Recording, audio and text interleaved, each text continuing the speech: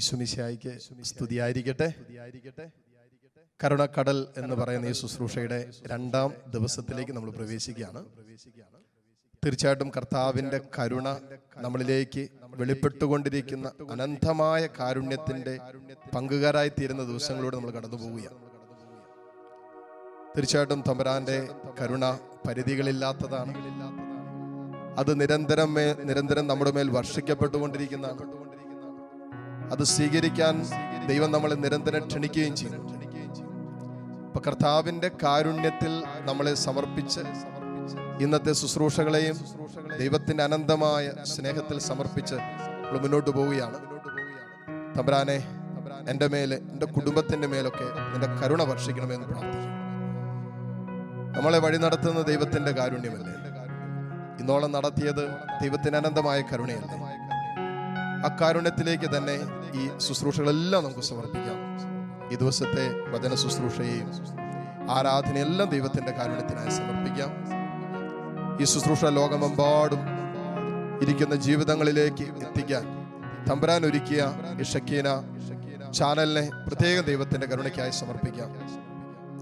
നമ്മുടെ ദൈവത്തിന്റെ അനന്തമായ സ്നേഹവും കരുണയും ഈ ദിവസങ്ങളിൽ നമ്മുടെയൊക്കെ ഭവനങ്ങളിലേക്ക്, നമ്മളായിരിക്കുന്ന ഇടങ്ങളിലേക്ക് എത്തിക്കാൻ ഈ ചാനലിലൂടെ കർത്താവ് ഒരുക്കിയ ഈ ദിവസങ്ങൾക്ക് നമുക്ക് നന്ദി പറയാം. തീർച്ചയായിട്ടും നമ്മൾ പ്രതീക്ഷിക്കുന്നതിനും നമ്മൾ സ്വപ്നം കാണുന്നതിനും നമ്മൾ ആഗ്രഹിക്കുന്നതിനും ഉപരിയാണ് ദൈവത്തിന്റെ കരുണയെ നമുക്കറിയാം. ആ കാരുണ്യത്തിലേക്ക് എല്ലാം ഒന്ന് സമർപ്പിച്ച് നിങ്ങളുടെ ആശങ്കകള്, നിങ്ങളുടെ ആകുലതകള്, നിങ്ങളെ അസ്വസ്ഥപ്പെടുത്തുന്ന ചില ജീവിതത്തിന്റെ അനുഭവങ്ങളൊക്കെ ഉണ്ടാകാം. ഈ ശുശ്രൂഷയുടെ ഭാഗമാകാൻ ദൈവം നിന്നെ തെരഞ്ഞെടുത്തത് കൊണ്ടാണ് മോനെ നീ ഇപ്പോൾ ഈ ശുശ്രൂഷയുടെ ഭാഗമായിരിക്കുന്നത്. യാദൃച്ഛികമായിട്ട് നീ വന്നതല്ല. ഈ ശുശ്രൂഷയുടെ ഭാഗമാകണമെന്നുള്ളത് ദൈവത്തിന്റെ പദ്ധതിയുടെ ഭാഗമായതുകൊണ്ടാണ് ഇപ്പോൾ ഈ നിമിഷം ഈ ശുശ്രൂഷ ഭാഗമായി നീ ഇരിക്കുന്നത്. അതുകൊണ്ട് തന്നെ നിന്നെക്കുറിച്ച് തമ്പുരാൻ ഒരു പദ്ധതിയുണ്ട്. നിന്റെ ജീവിതത്തെക്കുറിച്ച് ഈ മണിക്കൂറിലൂടെ നീ കടന്നു പോകുമ്പോൾ ദൈവം ചിലതൊക്കെ കൂട്ടിച്ചേർക്കാൻ തമ്പുരാൻ ആഗ്രഹിക്കുന്നുണ്ട്. ചില ജീവിതത്തിന്റെ മേഖലകളിൽ തമ്പുരാൻ ഇടപെടാൻ ആഗ്രഹിക്കുന്നത് കൊണ്ടാണ് ദൈവത്തിന്റെ ഈ കാരുണ്യത്തിന്റെ ശുശ്രൂഷയിലേക്ക് കർത്താവ് നിന്നെയും തെരഞ്ഞെടുത്തത്. ഒന്ന് ചേർത്ത് വെച്ച് നിന്റെ ജീവിതത്തെ, നിന്റെ ആശങ്കകളെ, നിന്റെ ആകുലതകളെ, നിന്നെ ഇങ്ങനെ അമിതമായി സങ്കടപ്പെടുത്തുന്ന, അമിതമായി ഭാരപ്പെടുത്തുന്ന, നിന്റെ സ്വസ്ഥത കളയുന്ന, നിന്റെ സമാധാനം നഷ്ടപ്പെടുത്തുന്ന, നിന്റെ ബുദ്ധിയിലും നിന്റെ ചിന്തകളിലും നിന്റെ മനസ്സിലൊക്കെ ഇങ്ങനെ നിരന്തരമായി നിന്നെ പീഡിപ്പിച്ചുകൊണ്ടിരിക്കുന്ന എല്ലാ അസ്വസ്ഥതകളുണ്ടല്ലോ, അതെല്ലാം ഒന്ന് ഇപ്പോൾ കർത്താവെ നിന്റെ കാരുണ്യത്തിലേക്ക് ഞാൻ സമർപ്പിക്കുന്നു എന്ന് പറഞ്ഞൊന്ന് സമർപ്പിച്ചു. ഈശോയല്ലേ പറഞ്ഞത്, അധ്വാനിക്കുന്നവർ, ഭാരം വഹിക്കുന്നവരൊക്കെ എൻ്റെ അടുക്കൽ വാ, ഞാൻ നിങ്ങളെ ആശ്വസിപ്പിക്കാമെന്ന്. നിന്റെ ഭാരം കർത്താവിനെ ഏൽപ്പിക്കാനല്ലേ വചനം പറയുന്ന, സങ്കീർത്തകൻ പറയുന്നത്. മോനെ, നിന്റെ ഭാരം തമ്പുരാനെ ഏൽപ്പിക്കുക. നിന്നെക്കുറിച്ച് കരുതലുള്ളൊരു ദൈവമുണ്ട്. പർവ്വതങ്ങളിലേക്ക് ഞാൻ കണ്ണുകൾ ഉയർത്തുന്നു, എനിക്ക് സഹായം എവിടെ നിന്ന് വരുന്നല്ലേ സങ്കീർത്തകൻ ചോദിക്കുന്നത്. അതിന് ഉത്തരവ് സങ്കീർത്തകൻ പറയുന്നുണ്ട്, കർത്താവിൽ നിന്ന് വരുന്നു. നിന്റെ എല്ലാ പ്രശ്നങ്ങൾക്കുള്ള പരിഹാരം തമ്പുരാന്റെ കാരുണ്യത്തിലുണ്ട്. അതുകൊണ്ടാണല്ലോ ദിവ്യകാരുണ്യത്തിൽ സമർപ്പിക്കപ്പെടുന്ന, പരിശുദ്ധ കുർബാനയിൽ സമർപ്പിക്കപ്പെടുന്ന ഒരു നിയോഗവും, ഒരാഗ്രഹവും, ഒരു സ്വപ്നവും സാക്ഷാത്കരിക്കപ്പെടാതെ പോകില്ല.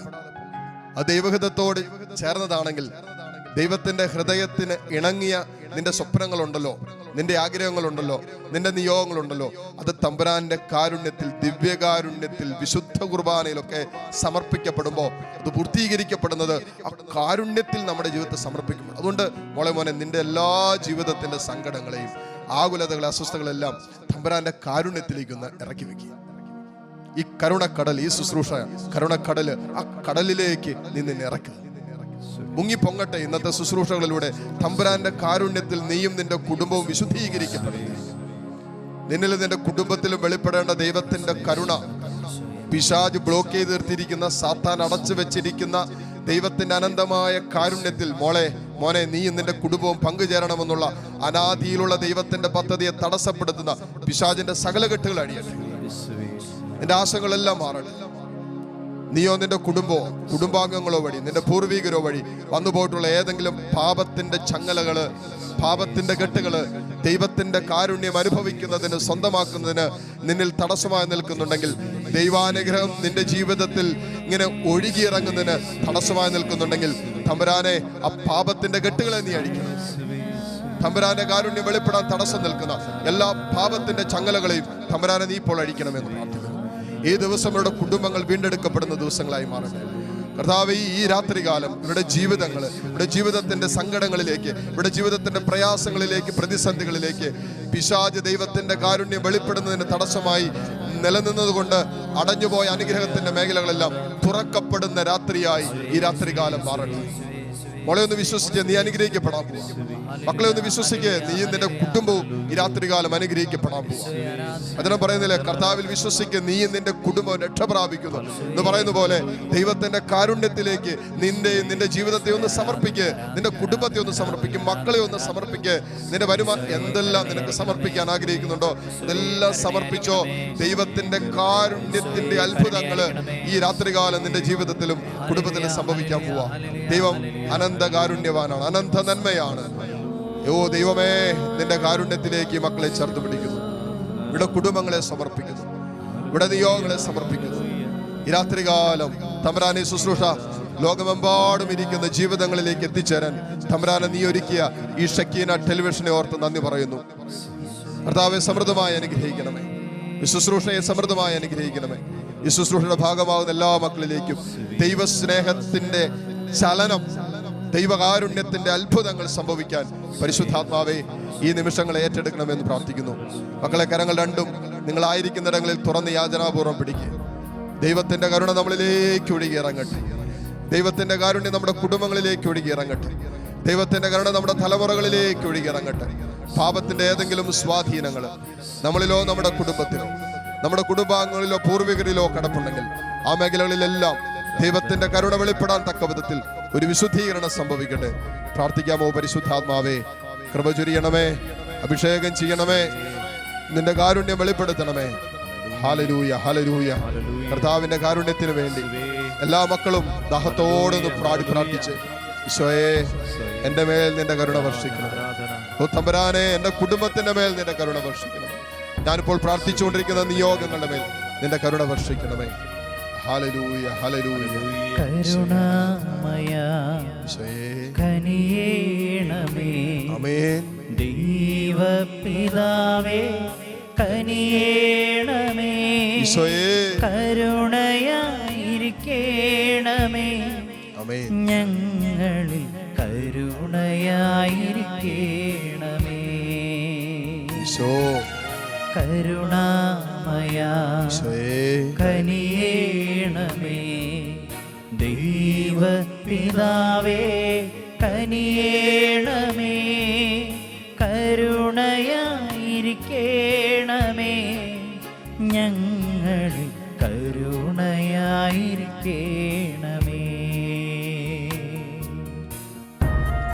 മക്കളെ, ഈ നിമിഷം നിങ്ങളെ, നിങ്ങളുടെ കുടുംബം, നിങ്ങളുടെ മാതാപിതാക്കളെയൊക്കെ ഒന്ന് ഓർത്ത് പ്രാർത്ഥിച്ച്, പക്ഷെ നിനക്കറിയാവുന്നതോ അറിയാൻ പാടില്ലാത്തതോ ആയി നിന്റെ കുടുംബത്തിൽ നീയോ നിന്റെ മാതാപിതാക്കളോ വഴി വന്നുപോയ ചില പാപത്തിന്റെ മേഖലകൾ ഉണ്ടാകാം.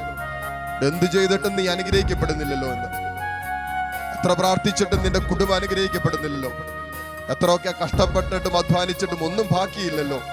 എല്ലാം ഓട്ടസഞ്ചിലിടാൻ പോലെയല്ലേ നിന്റെ കുടുംബത്തിൽ സംഭവിച്ചുകൊണ്ടിരിക്കുന്നത്. സമാധാനത്തിന് വേണ്ടി പ്രാർത്ഥിക്കാത്ത ദിവസങ്ങളുണ്ടോ?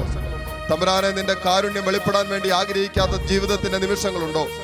എത്രയോ നാളുകളെ തമ്പുരാന്റെ മുമ്പിൽ നീ കണ്ണുനീരൊഴുക്കി, നിന്റെ മക്കളെ ഓർത്ത്, നിന്റെ ജീവിതത്തെ ഓർത്ത്, നിന്റെ കുടുംബത്തിലെ ചില പ്രത്യേക സാഹചര്യങ്ങളെ ഓർത്ത്. എന്നിട്ടും അനുഗ്രഹിക്കപ്പെടാത്ത രീതിയിൽ ശാപം കിട്ടിയ ചില ജീവിതത്തിന്റെ അവസ്ഥ പോലെ, ചില കുടുംബങ്ങൾ പോലെ നിന്റെ കുടുംബം മുന്നോട്ട് പോകുന്നില്ലേ? നീ ഒത്തിരി ആശങ്കപ്പെടുന്നില്ല, നീ ഒത്തിരി ആകുലപ്പെടുന്നില്ല, നീ ഒത്തിരി സങ്കടപ്പെടുന്നില്ല. എന്തേ ഇങ്ങനെയൊന്ന് ചോദിച്ച് നീ ഒത്തിരി വേദനിക്കുന്നില്ലേ? മോളെ, മോനെ, നീയോ നിന്റെ കുടുംബാംഗങ്ങളോ നിന്റെ പൂർവികരോ വഴി വന്നുപോയ ഏതെങ്കിലും പാപത്തിന്റെ കെട്ടുകള്, ഏതെങ്കിലും അനുദപിക്കാത്ത പാപത്തിന്റെ മേഖലകള് നമ്മുടെ കുടുംബത്തിലുണ്ടെങ്കിൽ അവരെ കൂടി ദൈവത്തിന്റെ കാരുണ്യത്തിലേക്ക് സമർപ്പിച്ച്, ആ അനുഭവങ്ങളെ, ആ പാപത്തിന്റെ മേഖല ദൈവത്തിന്റെ കാരുണ്യത്തിലേക്ക് സമർപ്പിച്ച്, ഇതാ തമ്പുരാനെ, എനിക്ക് വേണ്ടി മാത്രമല്ല എന്റെ കുടുംബാംഗങ്ങൾ ചെയ്തിട്ടുള്ള പാപത്തിന് പോലും നിന്റെ മുമ്പിൽ മാപ്പ് യാചിച്ച് ഞങ്ങൾ പ്രാർത്ഥിക്കുന്നു. നിന്റെ കാരുണ്യം വെളിപ്പെടുത്തണമേന്ന് ആഗ്രഹത്തോടൊന്ന് പ്രാർത്ഥിച്ച്, ഈശോയെ, ഞങ്ങളും ഞങ്ങളുടെ മാതാപിതാക്കളും വഴി വന്നുപോയ എല്ലാ പാപത്തിന്റെ മേലും നിന്റെ കരുണ വർഷിക്കണമേ. Hallelujah, hallelujah.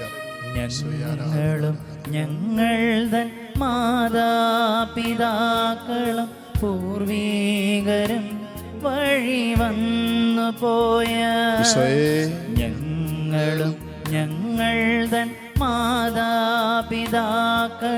പൂർവീകരും വഴി വന്നു പോയ ഈശോയേ, സകല പാപങ്ങളും നിൻ സുതനീശോദൻ തിരുരക്തത്താലേ കഴുകേണമേ, വിശുദ്ധീകരിക്കേണമേ.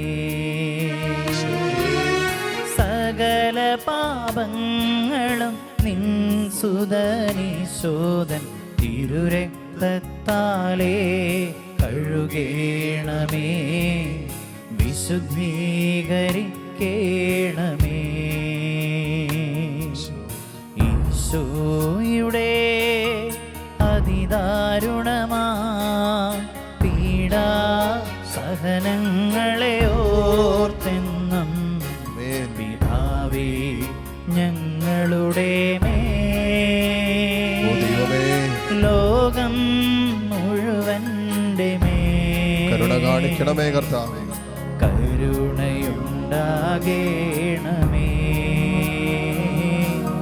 കരുണയുണ്ടാകേണമേ. കരങ്ങൾ രണ്ടും തുറന്ന് യാചനാപൂർവം പിടിച്ച് കണ്ണു തുറന്ന് തമ്പുരാന്റെ സാന്നിധ്യം ഹൃദയം കൊണ്ട് ജീവിതം കൊണ്ട് ഏറ്റെടുത്തുകൊണ്ട് ഈ നിമിഷങ്ങളിൽ നിന്റെ കർത്താവ് നിന്റെ കൺമുമ്പിലുണ്ട്. നിന്നോട് കരുണ കാണിക്കുന്ന കർത്താവ് ഇതാ നിന്റെ മുമ്പിൽ, നിന്റെ ചാരെ നിന്റെ വലത് കരം പിടിച്ചിരിക്കുന്നു. ആ കർത്താവിന്റെ കാരുണ്യത്തിലേക്ക് നിന്റെ ജീവിതത്തിന്റെ എല്ലാ അവസ്ഥകളുടെ മേലും കരുണ വർഷിക്കപ്പെടുന്ന നിമിഷങ്ങളിലൂടെയാണ് നീ കടന്നു പോകാൻ പോകുന്നതെന്ന് തിരിച്ചറിഞ്ഞുകൊണ്ട് വിശ്വാസത്തിൽ അത് ഏറ്റെടുത്ത് പ്രാർത്ഥിക്കട്ടെ. തമ്പുരാന്റെ സ്നേഹ മക്കളെ നമ്മളെ വലയം ചെയ്തുകൊണ്ടിരിക്കുന്ന സമയം ദൈവത്തിന്റെ അനന്തമായ കാരുണ്യത്തിൽ നമ്മൾ വീണ്ടെടുക്കപ്പെടുന്ന നിമിഷം. കർത്താവേ, നിന്റെ കാരുണ്യത്തിലേക്ക് ഈ നിമിഷങ്ങളെ ഞങ്ങൾ സമർപ്പിക്കും. നീ ഏറ്റെടുക്കണമേ. ഈ ജനത്തിന് വേണ്ടത് പരിശുദ്ധാത്മാവെ നീ നൽകണമേ എന്ന് പ്രാർത്ഥിക്കുന്നു. അമ്മേ ദൈവമാതാവേ, ദൈവത്തിന്റെ വചനം തന്റെ ജീവിതത്തിൽ പൂർണ്ണമായി ഏറ്റെടുത്ത അമ്മേ, അമ്മയുടെ മാധ്യസ്ഥത്തിലേക്ക് ഞങ്ങളെ സമർപ്പിക്കുന്നു. അമ്മ ഈ നിമിഷങ്ങളിൽ ഞങ്ങൾക്ക് വേണ്ടി, ശുശ്രൂഷകൾക്ക് വേണ്ടി അമ്മ മാധ്യസ്ഥം വഹിക്കണമേ. പരിശുദ്ധ അമ്മയുടെ വിമല ഹൃദയത്തിലേക്ക് ഇനി വരുന്ന ഓരോ നിമിഷത്തെ സമർപ്പിച്ചുകൊണ്ട് ഈ ശുശ്രൂഷയുടെ ഭാഗമായി ലോകമെമ്പാടും ഇരുന്ന് പങ്കെടുത്ത് പ്രാർത്ഥിക്കുന്ന ഓരോ മകനെയും മകളെയും അമ്മയുടെ മാധ്യസ്ഥത്തിലേക്ക് സമർപ്പിച്ചുകൊണ്ട് ഒരുമിച്ച് നമുക്ക് പ്രാർത്ഥിക്കാം. നന്മ നിറഞ്ഞ മറിയമേ, നിനക്ക് സ്വസ്തി, കർത്താവ് അങ്ങയോട് കൂടെ സ്ത്രീകളിൽ അങ്ങ് അനുഗ്രഹിക്കപ്പെട്ടവളാകുന്നു. അങ്ങയുടെ ഉദരത്തിൻ ഫലമായി ഈശോ അനുഗ്രഹിക്കപ്പെട്ടവനാകുന്നു. പരിശുദ്ധ മറിയമേ, തമ്പുരാന്റെ അമ്മേ, പാപികളായ ഞങ്ങൾക്ക് വേണ്ടി ഇപ്പോഴും ഞങ്ങളുടെ മരണസമയത്തും തമ്പുരാനോട് അപേക്ഷിക്കണമേ. ആമേൻ. ഈശോ മിശിഹായുടെ എല്ലാ വാഗ്ദാനങ്ങൾക്കും നമ്മൾ ഓരോരുത്തരും യോഗ്യരാകുവാൻ സർവേശ്വരന്റെ പരിശുദ്ധ മാതാവേ, ഞങ്ങൾക്ക് വേണ്ടി അപേക്ഷിക്കണമേ. ഈശോ മിശിഹായ്ക്ക് സ്തുതിയായിരിക്കട്ടെ. എപ്പോഴും എപ്പോഴും സ്തുതിയായിരിക്കട്ടെ. പരസ്പരം നിങ്ങളുടെ കൂടെ ആരെങ്കിലൊക്കെ ഉണ്ടെങ്കിൽ സ്തുതി കൊടുത്തിട്ട് ശാന്തമായിട്ട് ഇരുന്ന് ദൈവത്തിന്റെ വചനം കേൾക്കാം. കരുണക്കടൽ എന്ന ഈ ശുശ്രൂഷയുടെ 2ാം ദിവസത്തിലേക്ക് നമ്മൾ പ്രവേശിക്കുകയാണ്. തീർച്ചയായിട്ടും ഇന്നലെ നമ്മൾ ധ്യാനിച്ചത് തമ്പുരാന്റെ കാരുണ്യത്തിൽ വീണ്ടെടുക്കപ്പെടാനാകാത്ത വിധത്തിൽ നമ്മൾ ആരും നഷ്ടപ്പെട്ടു പോയിട്ടില്ല എന്നുള്ളതാണ് നമ്മൾ ഇന്നലെ ധ്യാന വിഷയമാക്കിയത്. ഇന്ന് എന്തുകൊണ്ട് എൻ്റെ ജീവിതത്തിൽ, എൻ്റെ കുടുംബത്തിൽ കർത്താവിന്റെ കരുണ വെളിപ്പെടുന്നില്ല? നമ്മളൊക്കെ തമ്പുരാന്റെ കാരുണ്യത്തിന് വേണ്ടി യാചിക്കുന്നു. ചിലവുണ്ട്, അച്ഛാ എത്ര നാളെ ഞാൻ പ്രാർത്ഥിക്കാൻ തുടങ്ങിയിട്ട്, എത്ര വർഷമായി എൻ്റെ മകളുടെ വിവാഹ കാര്യം പറഞ്ഞും, എൻ്റെ മക്കൾക്ക് കുഞ്ഞുങ്ങളുണ്ടാകുന്ന കാര്യം പറഞ്ഞും, ഞങ്ങളുടെ വരുമാന മാർഗങ്ങൾ, ഒരു വീടിന് വേണ്ടിയൊക്കെ എത്രയോ നാളായി ദൈവത്തിന്റെ കാരുണ്യത്തിന് വേണ്ടി പ്രാർത്ഥിക്കാൻ തുടങ്ങിയിട്ട് ഒന്നും അങ്ങോട്ട് ശരിയായിട്ടില്ല എന്ന് പറയുന്ന അനേകരുണ്ട്. ഒന്നും അങ്ങോട്ട് ശരിയാകുന്നൊരു മട്ടുമില്ലെന്നാ പറയുന്നത്. ഇപ്പോഴത്തെ പോക്ക് കണ്ടിട്ട് അച്ഛാ ഒന്നും അങ്ങോട്ട് ശരിയാകുന്നു തോന്നുന്നില്ല എന്ന് പറയുന്ന അനേകരുണ്ട്. മക്കളെ, ദൈവത്തിന്റെ കാരുണ്യം നമ്മളിൽ വെളിപ്പെടാൻ നമ്മളിൽ സംഭവിക്കേണ്ട ഒരു വിഷയത്തെക്കുറിച്ച് ദൈവത്തിന്റെ പരിശുദ്ധാത്മാവ് ഇങ്ങനെയാണ് പറയുന്നത്. കത്തോലിക്ക സഭയുടെ മതബോധന ഗ്രന്ഥത്തില് വളരെ മനോഹരമായിട്ട് അത് എഴുതി വെച്ചിട്ടുണ്ട്.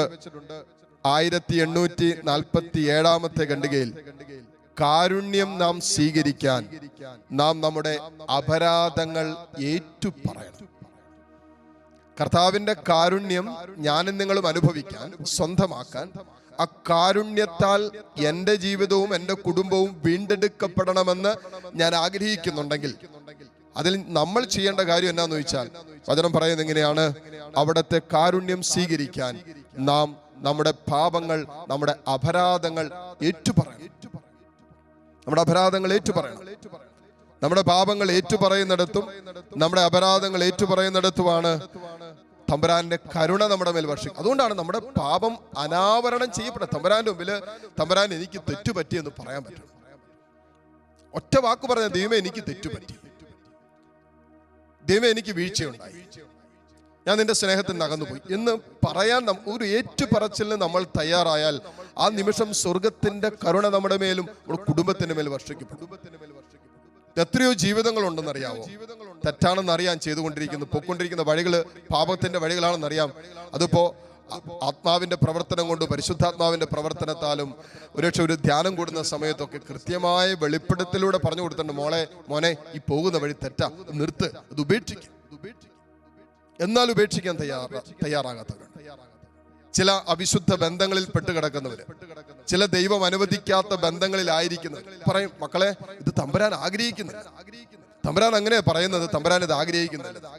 അല്ലെങ്കിൽ ചില ബിസിനസ് കാര്യങ്ങൾ, ചില ജോലി മേഖലകള്, ചിലെടുക്കുന്ന തീരുമാനങ്ങള് ഇത് തമ്പുരാൻ ഇപ്പോൾ ആഗ്രഹിക്കുന്നില്ല എന്നാണ് പരിശുദ്ധാത്മാവ് പറയുന്നത്. എന്ന് പറഞ്ഞാൽ പോലും അപ്പോ അവർ പറയുന്നത്, അതിപ്പോ ഞാൻ തീരുമാനിച്ചു പോയി, ഞാൻ ഉറപ്പിച്ചു പോയി, ഞാൻ ഇങ്ങനെ ആഗ്രഹിക്കുന്നു, ഇനിയിപ്പോ എന്ത് വന്നാലും ഞാൻ സഹിച്ചോളാം. ചിലർ പറയുന്ന കാര്യമാണ്, ഇനിയിപ്പോ എന്ത് വന്നാലും ഞാൻ സഹിച്ചോളാം, ഞാനല്ലേ തീരുമാനം. ചില പെൺകുട്ടികളൊക്കെ പ്രത്യേകിച്ച് ഇങ്ങനെ പ്രണയബന്ധവുമായിട്ട് ബന്ധപ്പെട്ട് മാതാപിതാക്കൾ കൂട്ടിക്കൊണ്ടുവരും. ചിലപ്പോ വിശ്വാസവുമായിട്ട് ഒരു ബന്ധമില്ലാത്ത ചിലരുമായിട്ടായിരിക്കും പ്രണയബന്ധത്തിൽ കിടക്കുന്നത്.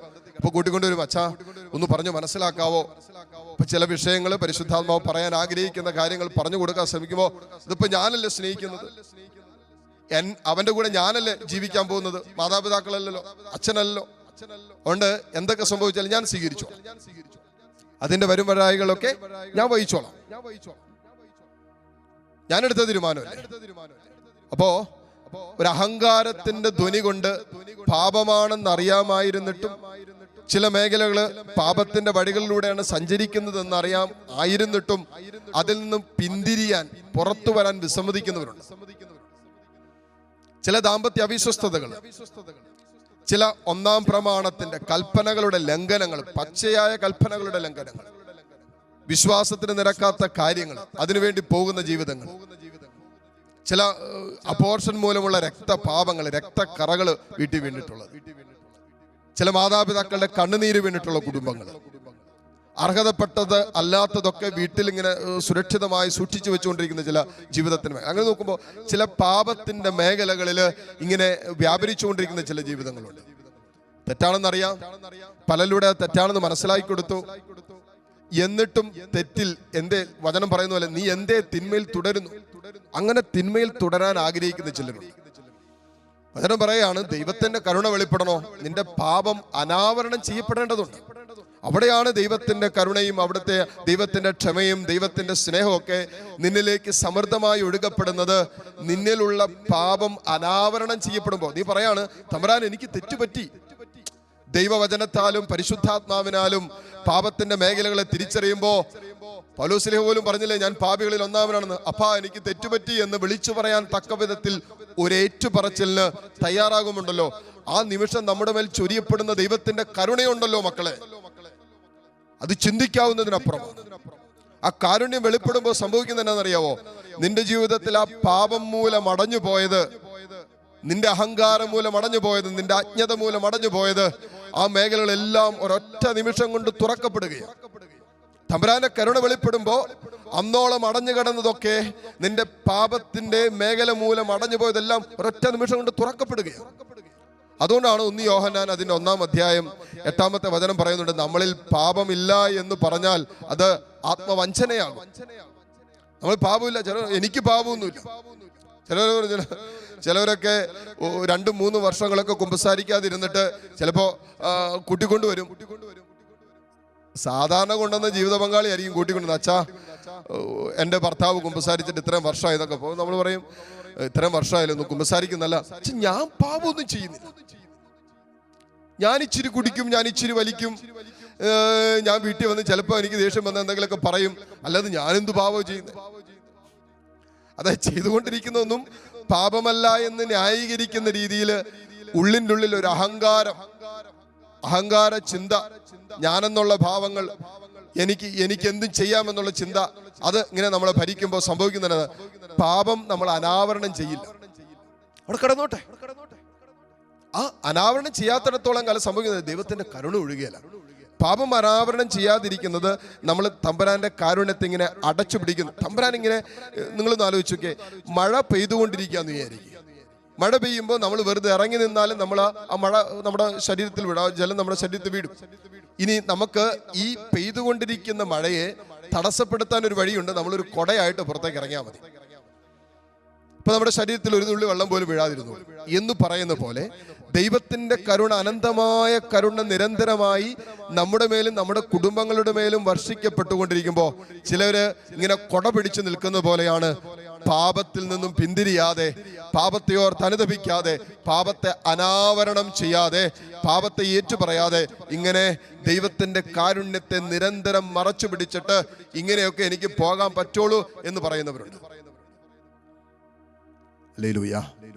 അതുകൊണ്ടാണ് 1 യോഹന്നാൻ 1:9 ഇങ്ങനെയാണ് എഴുതി വെച്ചിരിക്കുന്നത്, എന്നാൽ നാം പാപങ്ങൾ ഏറ്റുപറയാൻ തയ്യാറാണെങ്കിൽ, നമ്മൾ പാപങ്ങൾ ഏറ്റുപറയുന്നെങ്കിൽ അവൻ വിശ്വസ്തനും നീതിമാനുമാകയാൽ പാപങ്ങൾ ക്ഷമിക്കുകയും എല്ലാ അനീതികളിൽ നിന്നും നമ്മെ ശുദ്ധീകരിക്കുകയും ചെയ്യും. കണ്ടോ, നാം പാപങ്ങൾ ഏറ്റുപറയാൻ തയ്യാറാണെങ്കിൽ, നമ്മൾ ഒന്ന് ഏറ്റുപറയാൻ തയ്യാറായാൽ മതി. തയ്യാറാണെങ്കിൽ തമ്പുരാൻ നീതിമാനും വിശ്വസ്തനാണ്.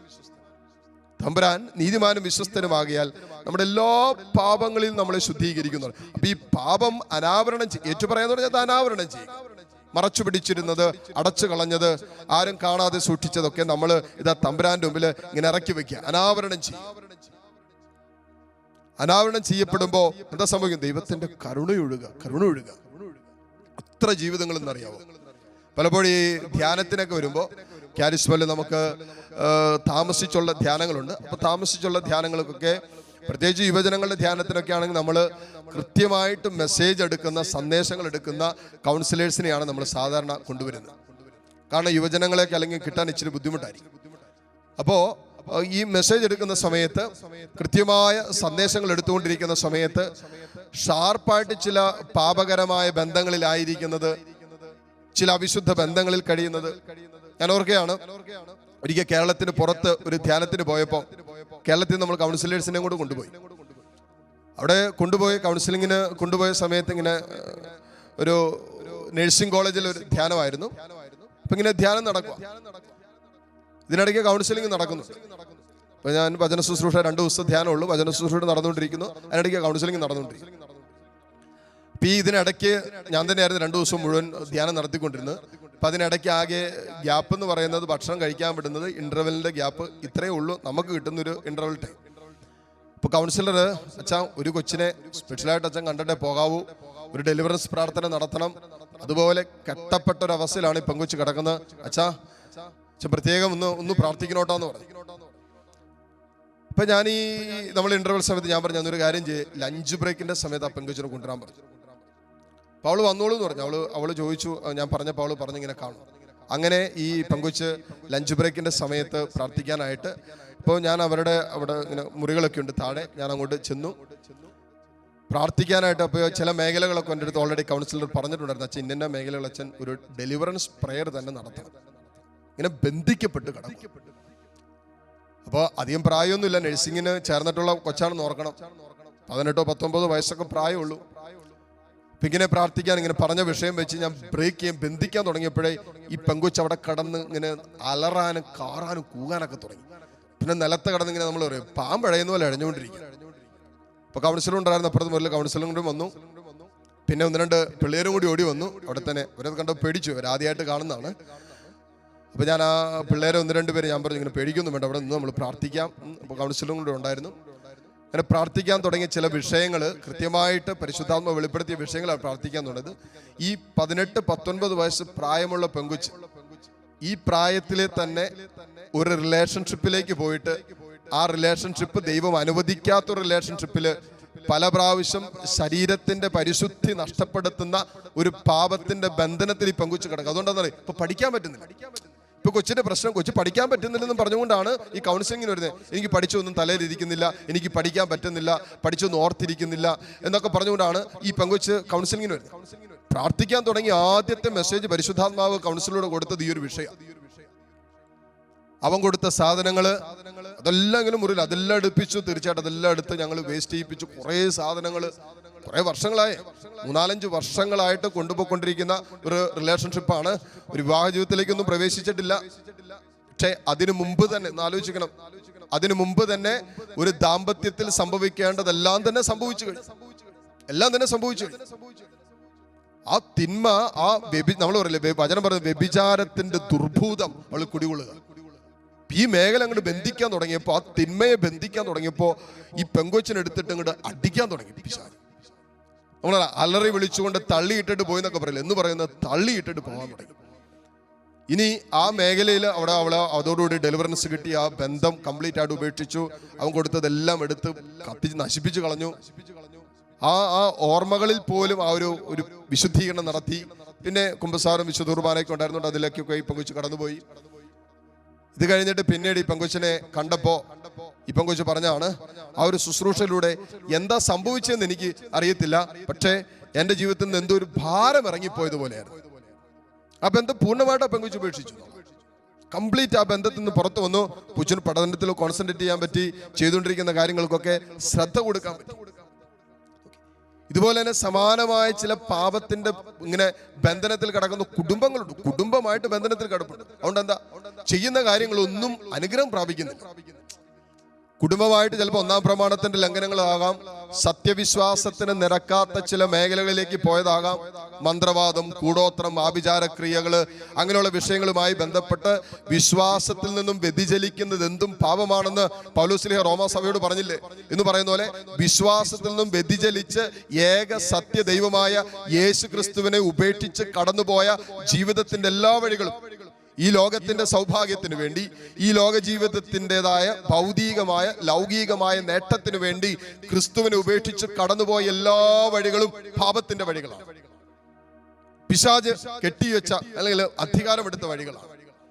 അങ്ങനെ സാത്താൻ ഇങ്ങനെ അധികാരം എടുത്തു നിൽക്കുന്ന മേഖലകളുണ്ട്. അതായത് ബോധപൂർവം പാപത്തിലേക്ക് ചില ജീവിതങ്ങൾ സമർപ്പിച്ചിട്ട് പിന്നെ എന്നെ സംഭവിക്കുന്നതെന്ന് അറിയാവോ, പിന്നെ ചെയ്യുന്ന കാര്യങ്ങളിലൊന്നും ദൈവത്തിന്റെ കരുണ വെളിപ്പെടുന്നില്ല. കാരണം എന്താ, ഇത് മറച്ചു പിടിച്ചേക്കുക. ധ്യാനം കുറെ കൂടുന്നുണ്ട്.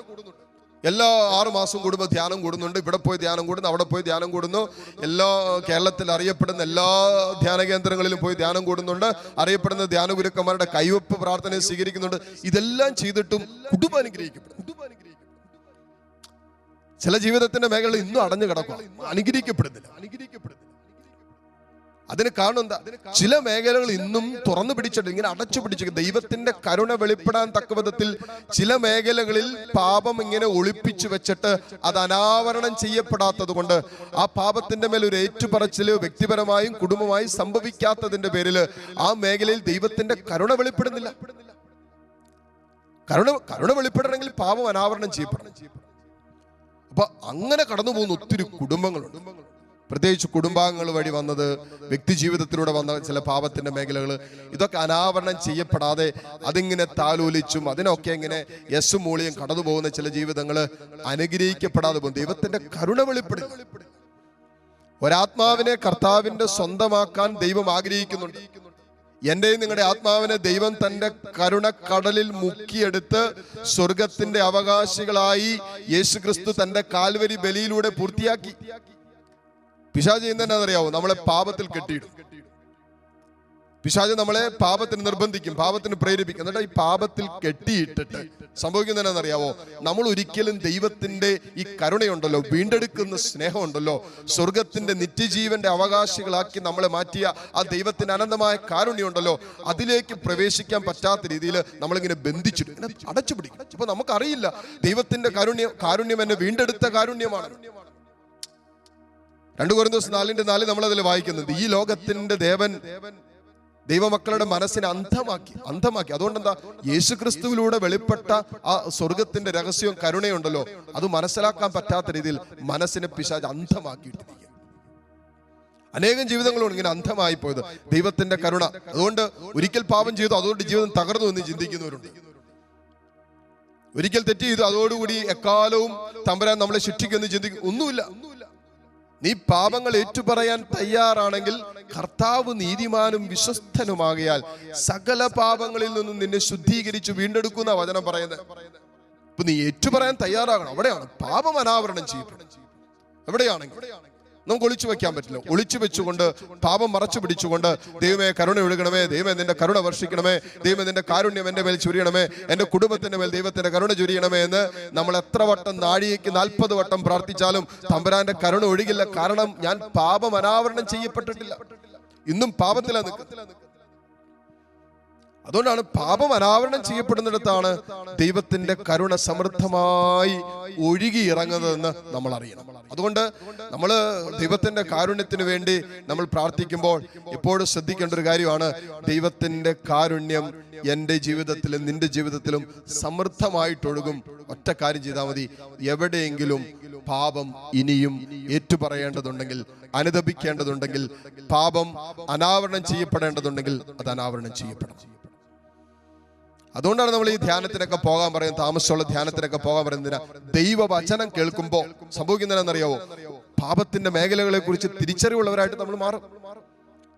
എൻ്റെ അടുത്ത് ഒരു സഹോദരി പറഞ്ഞാണ്, അച്ഛാ ധ്യാനം കൂടി 2 ദിവസം കഴിഞ്ഞപ്പോഴാണ് മനസ്സിലായത്, ഉയ്യോ ഇത്രയും പാപങ്ങൾ ഉണ്ടായിരുന്നോ, ഈ ചെയ്തുകൊണ്ടിരുന്ന പലതും പാപമാണെന്ന് മനസ്സിലായത് അച്ഛാ ധ്യാനം കൂടിയപ്പോഴാണ്.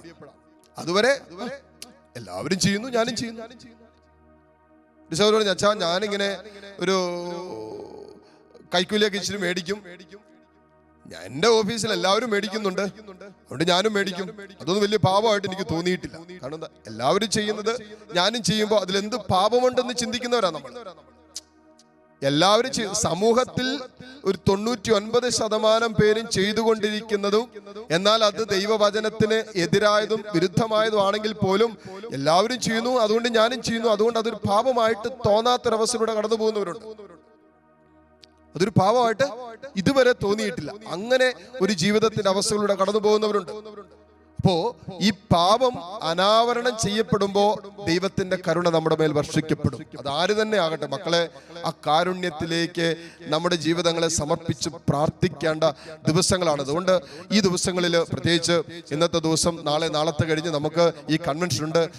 ഇന്നത്തെ ദിവസം നമ്മുടെ ഹൃദയത്തിൽ ഒരു അനുതാപം ഉണ്ടാകട്ടെ. എവിടെയെങ്കിലും ഇനി പാപത്തിന്റെ മേഖലകൾ അനാവരണം ചെയ്യപ്പെടേണ്ടതുണ്ടെങ്കിൽ അതിന് നമ്മൾ പരിശ്രമം നടത്തണം. ഞാനോ എൻ്റെ കുടുംബമായി വന്നുപോയ ഏതെങ്കിലും പാപത്തിന്റെ മേഖലകൾ ഇനിയും അനാവരണം ചെയ്യപ്പെടാതെ കിടപ്പുണ്ടോ, ഇനിയും തമ്പുരാന്റെ കാരുണ്യത്തിലേക്ക് സമർപ്പിക്കപ്പെടാതെ കിടപ്പുണ്ടോ, അത് അനാവരണം ചെയ്യപ്പെടേണ്ടതാണ്. നമ്മൾ അതിനൊരു പരിശ്രമം എടുക്കണം. ഇനി ദൈവത്തിന്റെ കാരുണ്യം നമ്മളിൽ വെളിപ്പെടുമ്പോൾ ശ്രദ്ധിക്കുക, ഈ പാപം അനാവരണം ചെയ്യപ്പെടുമ്പോൾ ദൈവത്തിന്റെ കരുണ നമ്മളിലേക്ക് വർഷിക്കാൻ തുടങ്ങും. ഈ കരുണ വർഷിക്കപ്പെടുമ്പോൾ എന്താ സംഭവിക്കുന്നത് അറിയാം, അതുകൂടി നമ്മൾ അറിയുന്നില്ല. ദൈവത്തിന്റെ കാരുണ്യം, ആ വീണ്ടെടുക്കുന്ന സ്നേഹം എന്റെ ജീവിതത്തിന്റെ മേൽ യഥാർത്ഥമായി വെളിപ്പെടുമ്പോൾ സംഭവിക്കുന്നത്, ഞാൻ തമ്പുരാന്റെ കാരുണ്യത്തിന്റെ മുഖമായിട്ട് മാറി. മനസ്സിലാവുന്നുണ്ടോ? പിതാവായ ദൈവം തന്റെ പുത്രനിലൂടെ ഈ ലോകത്തിന് തന്റെ കരുണ വെളിപ്പെടുത്തിയപ്പോ യേശുക്രിസ്തു പിതാവായ ദൈവത്തിന്റെ കാരുണ്യത്തിന്റെ മുഖമായി മാറിയതുപോലെ, ശ്രദ്ധിക്കണേ, ദൈവകാരുണ്യത്തിന്റെ മുഖമാണ് ഈശോ. അപ്പോ ആ ദൈവകാരുണ്യം എന്നിലേക്കും നിന്നിലേക്കും ഒഴുകിയിറങ്ങി പാപത്തെ ഉപേക്ഷിച്ച് അനുദപിച്ചേറ്റ് പറഞ്ഞ് ദൈവത്തിന്റെ കാരുണ്യത്തിനായി യാചിച്ച് ദൈവത്തിന്റെ കരുണ നമ്മുടെ ആത്മാവിലേക്ക്, അന്തരാത്മാവിലേക്ക് ഒഴുകിയിറങ്ങുമ്പോൾ സംഭവിക്കുന്നത് എന്നാണെന്നറിയാവോ, ഞാനും നിങ്ങളും ദൈവത്തിന്റെ കാരുണ്യത്തിന്റെ മുഖമായിട്ട് മാറാൻ തുടങ്ങും. നമ്മളെ കാണുന്നവർ പിന്നെ കർത്താവിനെ കാണാൻ തുടങ്ങും. നമ്മൾ കർത്താവിന്റെ കാരുണ്യത്തിന്റെ, സ്നേഹത്തിന്റെ, കരുതലിന്റെ ഒക്കെ മുഖങ്ങളായിട്ട് മാറാൻ തുടങ്ങും. കൽക്കത്തയിലെ വിശുദ്ധ തെരേസ, മദർ തെരേസ, നമുക്കറിയാം. ആ കൽക്കത്ത വീതികളില്, തെരുവീതികളില്, സ്ലമ്മുകളിലൊക്കെ ദൈവത്തിന്റെ കാരുണ്യത്തിന്റെ മുഖമായി മാറിയവളല്ലേ. എത്രയോ ഇങ്ങനെ സ്ലമ്മിലൊക്കെ കടന്നവര് എത്രയോ ജീവിതങ്ങൾ മരണത്തിന്റെ അവസ്ഥകളിലൊക്കെ പറഞ്ഞിട്ടുണ്ടെന്നറിയാവോ? മദർ തെരേസയുടെ മുഖത്ത് നോക്കി, അമ്മയുടെ മുഖത്ത് നോക്കുമ്പോ ദൈവത്തിന്റെ മുഖമാണ് ഞങ്ങൾ കാണുന്നത്, ദൈവത്തിന്റെ മുഖമാണ് അമ്മയുടെ മുഖത്ത് ഞങ്ങൾ കാണുന്നതെന്നാ പറയാം. ഇപ്പൊ ദൈവത്തിന്റെ കരുണ നമ്മൾ അനുഭവിച്ചു കഴിയുമ്പോൾ, ദൈവത്തിന്റെ കാരുണ്യമാണ് ഈ ജീവിതമെന്ന് തിരിച്ചറിഞ്ഞു കഴിയുമ്പോൾ, ദൈവത്തിന്റെ കാരുണ്യം നമ്മുടെ അന്തരാത്മാവിലേക്ക്, പാപം ഉപേക്ഷിക്കപ്പെട്ട ഈ അന്തരാത്മാവിലേക്ക് ദൈവത്തിന്റെ കരുണ വർഷിക്കപ്പെടുമ്പോൾ സംഭവിക്കുന്നത് എന്നാണെന്നറിയാവോ?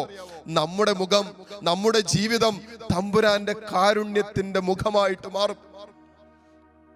ഞാനിപ്പോഴും ഓർക്കുന്നുണ്ട്, ഞങ്ങൾ ഈ ക്രിസ്മസും ഈസ്റ്ററും ഓണമൊക്കെ വരുമ്പോ ഈ പാവപ്പെട്ടവർ, അതായത് ഈ പാലിയേറ്റീവ് കെയറിൽ കിടക്കുന്നവർ, അതായത് ഒന്നുമില്ലാത്ത അവസ്ഥയിലൊക്കെ കിടക്കുന്നവർക്ക് വേണ്ടിയിട്ട് ഇങ്ങനെ ഭക്ഷണത്തിന്റെ കിറ്റുകളൊക്കെ കൊണ്ട് കൊടുക്കും. അപ്പൊ കാരിസ്മൻ അടുത്തുള്ള ഒരു സഹോദരന്റെ ഒരു ഇനീഷ്യേറ്റീവാണ്. അപ്പൊ അങ്ങനെ കൂടെ സഹായിക്കുന്ന ഒത്തിരി പേരുണ്ട്, യുവജനങ്ങളും അല്ലാത്തവർ, അയൽവാസികളൊക്കെ ഉണ്ട്. അവിടെ നിന്ന് ഇവിടെ നിന്നൊക്കെ കിട്ടുന്ന ക്യാഷ് കളക്ട് ചെയ്ത് വെച്ച് ഇങ്ങനെ കുറെ കുടുംബങ്ങളിൽ ഇങ്ങനെ ഭക്ഷണം കൊണ്ട് കൊടുക്കും. ഇപ്പൊ ഞാൻ എൻ്റെ ഈസ്റ്ററിൻ്റെയും ക്രിസ്മസിൻ്റെയും ഓണത്തിൻ്റെയൊക്കെ ദിവസം ഈ സഹോദരൻ്റെ കൂടെ പോകും. പലയിടങ്ങളിലേക്ക് ഇങ്ങനെ അറേഞ്ച് ചെയ്തിട്ടുണ്ട്. അപ്പോൾ നമ്മൾ ഈ വണ്ടിപ്പെരിയാർ പോലുള്ള സ്ഥലങ്ങളിലേക്ക് ഞാനും ഈ സഹോദരനോട് പോകും. കുമളി വണ്ടിപ്പെരിയാർ ഏരിയയിലേക്കൊക്കെ ഇച്ചിരി ദൂരം കൂടുതലായതുകൊണ്ട് ഞങ്ങൾ രണ്ടുപേരും അങ്ങോട്ട് പോകും. അപ്പോൾ അവിടെ ചെന്ന് പല കുടുംബങ്ങളിലും ഈ ഭക്ഷണം കൊണ്ട് കൊടുക്കും. അവർക്കറിയില്ല എങ്ങനെ ഭക്ഷണം കിട്ടുന്നു, അവർക്ക് അറിയാൻ പോലും പാടില്ല. പാലിയേറ്റീവ് കെയറിൽ നിന്ന് നമ്പറും ഡീറ്റെയിലും അവരുടെ അഡ്രസ്സൊക്കെ എടുത്തിട്ട് അവരുടെ അവസ്ഥ മനസ്സിലാക്കിയിട്ട് നമ്മൾ എന്താ ചെയ്യുന്നത്, ഈ ക്രിസ്മസിൻ്റെ എന്താണെങ്കിൽ ക്രിസ്മസിൻ്റെ അന്ന് ഈ പറയുന്ന കുറേ സാധനങ്ങളൊക്കെ മേടിച്ച് അവിടെ കൊണ്ടുപോയി, അവരുടെ വീട്ടിൽ കൊണ്ടുപോയി അവരിങ്ങനെ ചെന്ന്, അവർക്കറിയില്ല ആരാ വരുന്നതെന്ന് പോലും. നമ്മൾ അച്ഛനാണെന്ന് പോലും പറയില്ല. നമ്മൾ ഷർട്ടും പാൻറ്റൊക്കെ ഇട്ടാണ് പോകുന്നത്, ബനിയാനൊക്കെ ഇട്ടാണ് പോകുന്നത്. അപ്പോൾ അവർക്കറിയില്ല. കൊടുത്തിട്ട് ഇങ്ങനെ കൊടുത്തിട്ട് ഇത് എവിടെ നിന്നാണ് എന്താന്ന് നോക്കി പറയും, ഇത് ഈശോയുടെ സമ്മാനമാണെന്ന് പറഞ്ഞ് കൊടുത്തിട്ട് പോരും. ഈശോയുടെ സമ്മാനം.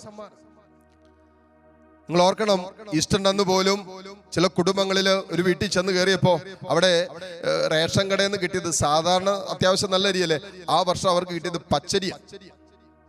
അതിന്റെ കാരണം എന്താണെന്ന് നമുക്ക് അന്വേഷിക്കേണ്ട കാര്യമില്ല, അതിൻ്റെതായ റീസണുകളും കൊണ്ട്. പക്ഷേ ആ വർഷം അവർക്ക് കിട്ടിയത് പച്ചരിയാണ്, പിന്നെ ഒന്നുമില്ല, മേടിക്കാൻ കാശ് പോലും ഇല്ലാതെ നിൽക്കുക. അപ്പോഴാണ് ഞങ്ങൾ ഈ സാധനങ്ങളൊക്കെ മേടിച്ച്, ഇതെല്ലാം മേടിച്ച് കൊണ്ടുപോയി അവിടെ കൊണ്ടുപോയി ഇറച്ചിയും അവിടെ നിന്ന് തന്നെ ഇറച്ചിയൊക്കെ ആ ഭാഗത്തു നിന്ന് അറേഞ്ച് ചെയ്യും. അതൊക്കെ ആയിട്ട് കൊടുത്ത് ഒരു വീട്ടിൽ ചെന്നപ്പോൾ ഒരു പ്രായമായ അമ്മിച്ചി മാത്രമേ ഉള്ളൂ. ഇങ്ങനെ അവിടെ ഇങ്ങനെ നമ്മൾക്കറിയാം, ഈ ടി എസ്റ്റേറ്റിലെ ആൾക്കാരൊക്കെയാണ് കൂടുതൽ അവിടെ ഉള്ളത്. ചെറിയൊരു ഇങ്ങനെ ഇടുങ്ങിയ ഒരു മുറിയാണ്, അതിനകത്ത് ഈ അമ്മിച്ചി മാത്രമേ ഉള്ളൂ. അതിനുള്ളിൽ തന്നെയാണ് അടുക്കള, ഒരു മുറിയിൽ തന്നെയാണ് ഈ കടപ്പും അടുക്കളെല്ലാം. ഒന്നും ഉണ്ടാക്കിയിട്ടില്ല. അപ്പൊ ഞങ്ങൾ ചോദിച്ചു, അമ്മിച്ചി ഒന്നും ഉണ്ടാക്കിയില്ലേ, ഈസ്റ്ററായിട്ട് ഒന്നും ഉണ്ടാക്കിയില്ലേ? ഒന്നുമില്ല മോനെ, ഒന്നുമില്ല മോനെ ഉണ്ടാക്കാൻ. ഇങ്ങനെ എല്ലാം തോലുമായൊരു അമ്മിച്ചി. ഇപ്പൊ ഞങ്ങൾ ഈ സാധനങ്ങൾ കൊടുത്തിട്ട് അമ്മിച്ചി എന്നാ ഇത് അമ്മിച്ചിക്ക് ഉള്ളതാ, ഈശോ തന്ന സമ്മാനാന്ന് പറഞ്ഞ് ഇതെല്ലാം കൊടുത്തു കഴിഞ്ഞപ്പോ അമ്മിച്ചി ഞങ്ങളുടെ മുഖത്തേക്ക് നോക്കിയിട്ട് പറയാ, നിങ്ങളുടെ മുഖത്ത് ദൈവത്തിന്റെ മുഖം പോലെ, ഈശോയുടെ മുഖം പോലെ നിങ്ങളുടെ മുഖത്ത് നോക്കുമെന്ന്. നമ്മൾ എന്നാ ചെയ്തേ, അവർക്ക് ഒരു നേരത്തെ ഭക്ഷണം കൊണ്ട് കൊടുത്തു, അല്ലെങ്കിൽ ഒരു ദിവസത്തെ ഭക്ഷണം എത്തിച്ചു. അമ്മിച്ചി ഞങ്ങളുടെ മുഖത്ത് നോക്കിയിട്ട് ദൈവം ഇറങ്ങി വന്നതുപോലെ എന്ന് പറയാവുന്ന ഒരു അവസ്ഥയിലേക്ക് മാറിയില്ലേ? തമ്പുരാന്റെ കാരുണ്യം നമ്മൾ അനുഭവിച്ച് ആ കാരുണ്യം പങ്കുവെക്കാൻ തുടങ്ങുമ്പോ, മക്കളെ, എന്റെയും നിങ്ങളുടെയും ജീവിതം കർത്താവിന്റെ കാരുണ്യത്തിന്റെ മുഖമായി മാറും. വെറുതെ ഒന്ന് ആലോചിച്ച് നോക്കി, നിന്റെ കുടുംബത്തിൽ, പുറത്തേക്കൊന്നും പോകണ്ട, നമ്മളിതിന് പുറത്തേക്കൊന്നും പോകണ്ട, നിന്റെ കുടുംബത്തിൽ, നീ അപ്പനോ അമ്മയോ ആകട്ടെ, മകനോ മകളോ ആകട്ടെ, പ്രായമായ മാതാപിതാക്കളാകട്ടെ, നിന്റെ മുഖം കുടുംബത്തിൽ എന്താണ് പ്രതിഫലിപ്പിക്കുന്നത്? ദൈവത്തിന്റെ സ്നേഹമാണോ, ദൈവത്തിന്റെ കരുണയാണോ, ദൈവത്തിന്റെ സാന്ത്വനമാണോ, ദൈവത്തിന്റെ കരുതലാണോ? എന്താണ് നിന്റെ മുഖത്ത് നോക്കുമ്പോൾ നിന്റെ മക്കൾക്ക് പറയാനുള്ളത്? നിന്റെ മുഖത്ത് നോക്കുമ്പോൾ എന്താണ് നിന്റെ കുടുംബാംഗങ്ങൾക്ക് പറയാനുള്ളത്?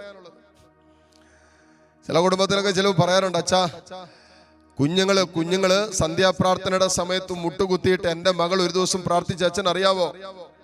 2 പെൺമക്കളാ.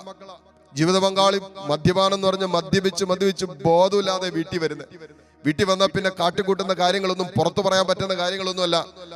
ഒരു ദിവസം സന്ധ്യാപ്രാർത്ഥന കഴിഞ്ഞാൽ അപ്പം വരുന്നേക്കാളും മുമ്പ് ഈ പിള്ളേര് സന്ധ്യാപ്രാർത്ഥന ചൊല്ലും. അപ്പനും അമ്മയും 2 മക്കളും കൂടി ഇരുന്ന് ഈ സന്ധ്യാപ്രാർത്ഥന കഴിഞ്ഞിട്ട് ഈ പെങ്കൊച്ച് അവിടെ നിന്ന് മുട്ടിൽ നിന്ന് വലിയ പ്രായമൊന്നുമില്ല, 5ലോ 6ലോ പഠിക്കുന്ന പെങ്കൊച്ച് പ്രാർത്ഥിച്ചെന്നറിയാവോ? ദൈവമേ, ഈ രാത്രികാലം എൻ്റെ അപ്പൻ എൻ്റെ വീട്ടിൽ വരല്ലേ, വരുന്ന വഴിക്കല്ലോ വണ്ടി ഇടിച്ച് ബസ് ഇടിച്ച് എൻ്റെ അപ്പൻ ചത്തുപോണേന്ന് ഈ കുഞ്ഞ് പ്രാർത്ഥിച്ചതാ. കുഞ്ഞിന് അപ്പന്റെ മുഖം കാണുമ്പോ പേടിയാ, കുഞ്ഞുങ്ങൾക്ക് അപ്പന്റെ മുഖം കാണുമ്പോ ഭയവാ, അസ്വസ്ഥത, പേടിയാ, ടെൻഷനാ. അങ്ങനെ ഭയപ്പെടുത്തുന്ന ഒരു മുഖമായിട്ട് അപ്പന്റെ മുഖം മാറി, ഇങ്ങനെ അസ്വസ്ഥപ്പെടുത്തുന്ന ഒരു മുഖമായിട്ട് മാറി. ചില കുടുംബങ്ങളിൽ ചിലരുടെ മുഖം കാണുന്നതിന് ചിലരുടെ സ്വസ്ഥത പോകും, ചിലരൊക്കെ സമാധാനം പോകാൻ ചിലരുടെ മുഖം കണ്ടാൽ മതി. നിന്റെ കുടുംബത്തിൽ നിന്റെ മുഖം ദൈവത്തിന്റെ കാരുണ്യത്തിന്റെ മുഖമാണ്.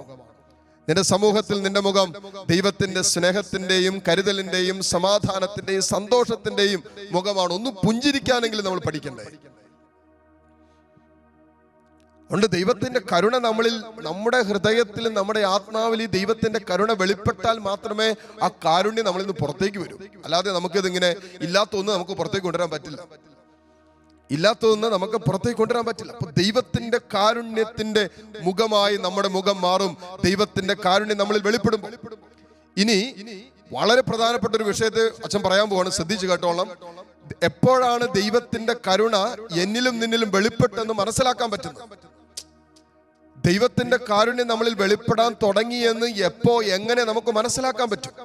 അതിന് കത്തോലിക്ക സഭയുടെ മതബോധന ഗ്രന്ഥത്തില് 1851 ഖണ്ഡികയില് വളരെ മനോഹരമായ ഒരു കാര്യം എഴുതി വെച്ചിട്ടുണ്ട്. അച്ഛനത് വായിക്കാം, ശ്രദ്ധിച്ചു കേട്ടോളാം.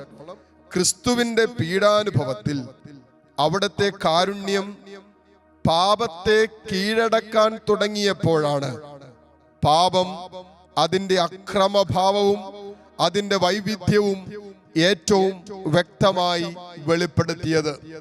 ശ്രദ്ധിച്ചു കേട്ടെ, ക്രിസ്തുവിന്റെ പീഡാനുഭവത്തിൽ അവിടുത്തെ കാരുണ്യം പാപത്തെ കീഴടക്കാൻ തുടങ്ങിയപ്പോഴാണ് പാപം അതിന്റെ അക്രമഭാവവും അതിന്റെ വൈവിധ്യവും ഏറ്റവും വ്യക്തമായി വെളിപ്പെടുത്തിയത്. അപ്പൊ ദൈവത്തിന്റെ കരുണ നമ്മളിലേക്ക് വെളിപ്പെടാൻ തുടങ്ങുമ്പോ, ദൈവത്തിന്റെ കാരുണ്യം നമ്മളിൽ വെളിപ്പെടാൻ തുടങ്ങുമ്പോ സംഭവിക്കുന്നതെന്നറിയാവോ? പിശാച് അക്രമാസക്തനാകും. ഇതറിഞ്ഞിരിക്കണം നമ്മൾ. പിശാച് ഏറ്റവും ശക്തമായിട്ട് നമ്മളെ അടിക്കുന്നതും നമുക്കെതിരെ പ്രബലപ്പെടാൻ ശ്രമിക്കുന്നതും നമ്മളെ ഏതൊക്കെ രീതിയിൽ പീഡിപ്പിക്കാൻ ശ്രമിക്കുന്നത് എപ്പോഴാണെന്നറിയോ? ദൈവത്തിന്റെ കരുണ നമ്മളിലേക്ക് വർഷിക്കപ്പെടാൻ പോകുന്ന സമയം, ദൈവത്തിന്റെ കാരുണ്യം നമ്മളിലേക്ക് വെളിപ്പെടാൻ പോകുന്ന സമയമുണ്ടല്ലോ, പിശാച് ഇങ്ങനെ വറയ്ക്കുക, അവൻ അക്രമാസക്തനാവും എന്ന് പറയും. അതല്ലേ കർത്താവിന്റെ പീഡാസഹനത്തിന്റെ, അവന്റെ കാൽവരിയിലേക്കുള്ള യാത്രയിൽ അവന്റെ കുരിശുമരണത്തോട് അടുത്തെത്തുന്ന സമയത്ത് പിശാച് വെറിപൂണ്ടിട്ട് ചെയ്തു കൂട്ടിയ കാര്യങ്ങളൊക്കെ നമുക്കറിയാം. ഉറ്റിക്കൊടുക്കുന്നു, തള്ളിപ്പറയുന്നു, ആക്രോശിക്കുന്നു, മുഖത്ത് കാർക്കിച്ചു തുപ്പുന്നു, എന്തെല്ലാം കാര്യങ്ങളാണ് യേശുവിന്റെ മേൽ കടന്നു വരുന്നത്.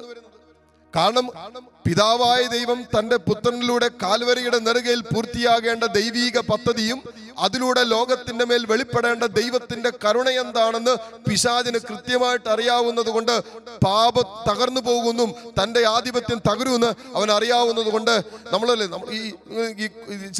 നമ്മള് ഈ കശാപ്പ് ശാലയിലൊക്കെ ചെന്ന് കഴിഞ്ഞാൽ നമുക്കറിയാം, ഇങ്ങനെ കൊല്ലാനൊക്കെ തുടങ്ങുമ്പോൾ പെട്ടെന്ന് നിങ്ങളുടെ അക്രമാസക്തനാണ് ആ മൃഗങ്ങൾ എന്ന് പറയുന്ന പോലെ. പിശാചിന്റെ തല തകർക്കപ്പെടുമെന്ന് മനസ്സിലായപ്പോ, ദൈവത്തിന്റെ കരുണ വെളിപ്പെടുമെന്ന് മനസ്സിലായപ്പോ സാത്താൻ അക്രമാസക്തനായി എന്നാണ് സഭയുടെ പ്രബോധനത്തിൽ എഴുതി വെച്ചിരിക്കുന്നത്. അതിന്നും സംഭവിക്കും. അതൊന്നും എന്നും നിന്റെയും എന്റെയും ജീവിതത്തിലും നമ്മുടെ ശുശ്രൂഷ മേഖലകളിലും നമ്മൾ ആയിരിക്കുന്നിടങ്ങളിലും എവിടെയൊക്കെ ദൈവത്തിന്റെ അനന്തമായ പദ്ധതി, ദൈവത്തിന്റെ അനന്തമായ കാരുണ്യം വെളിപ്പെടാൻ തുടങ്ങുന്നുവോ അപ്പൊ പിശാച് അക്രമാസക്തനാവും. ഏത് വഴിക്ക് അവൻ അടിക്കുമെന്ന് അറിയാൻ പറ്റില്ല, ഏതൊക്കെ രീതിയിൽ അവൻ പ്രബലപ്പെടാൻ ശ്രമിക്കും നമുക്കറിയാൻ പറ്റില്ല. കാരണം അവൻ ഒറ്റ ലക്ഷ്യമുള്ളൂ, നിന്റെ മേൽ ഇതാ ദൈവത്തിന്റെ അനന്തമായ കരുണ വെളിപ്പെടാൻ പോകുന്നു, ഇതാ നിന്റെ ജീവിതത്തിന്റെ മേൽ, നിന്റെ കുടുംബത്തിന്റെ മേൽ ദൈവത്തിന്റെ അനന്തമായ കാരുണ്യം വെളിപ്പെടാൻ പോകുന്നു. അത് വെളിപ്പെടാൻ പോകുന്നു എന്ന് അറിഞ്ഞപ്പോ ഇവനിങ്ങനെ അസ്വസ്ഥപ്പെടാൻ തുടങ്ങുക.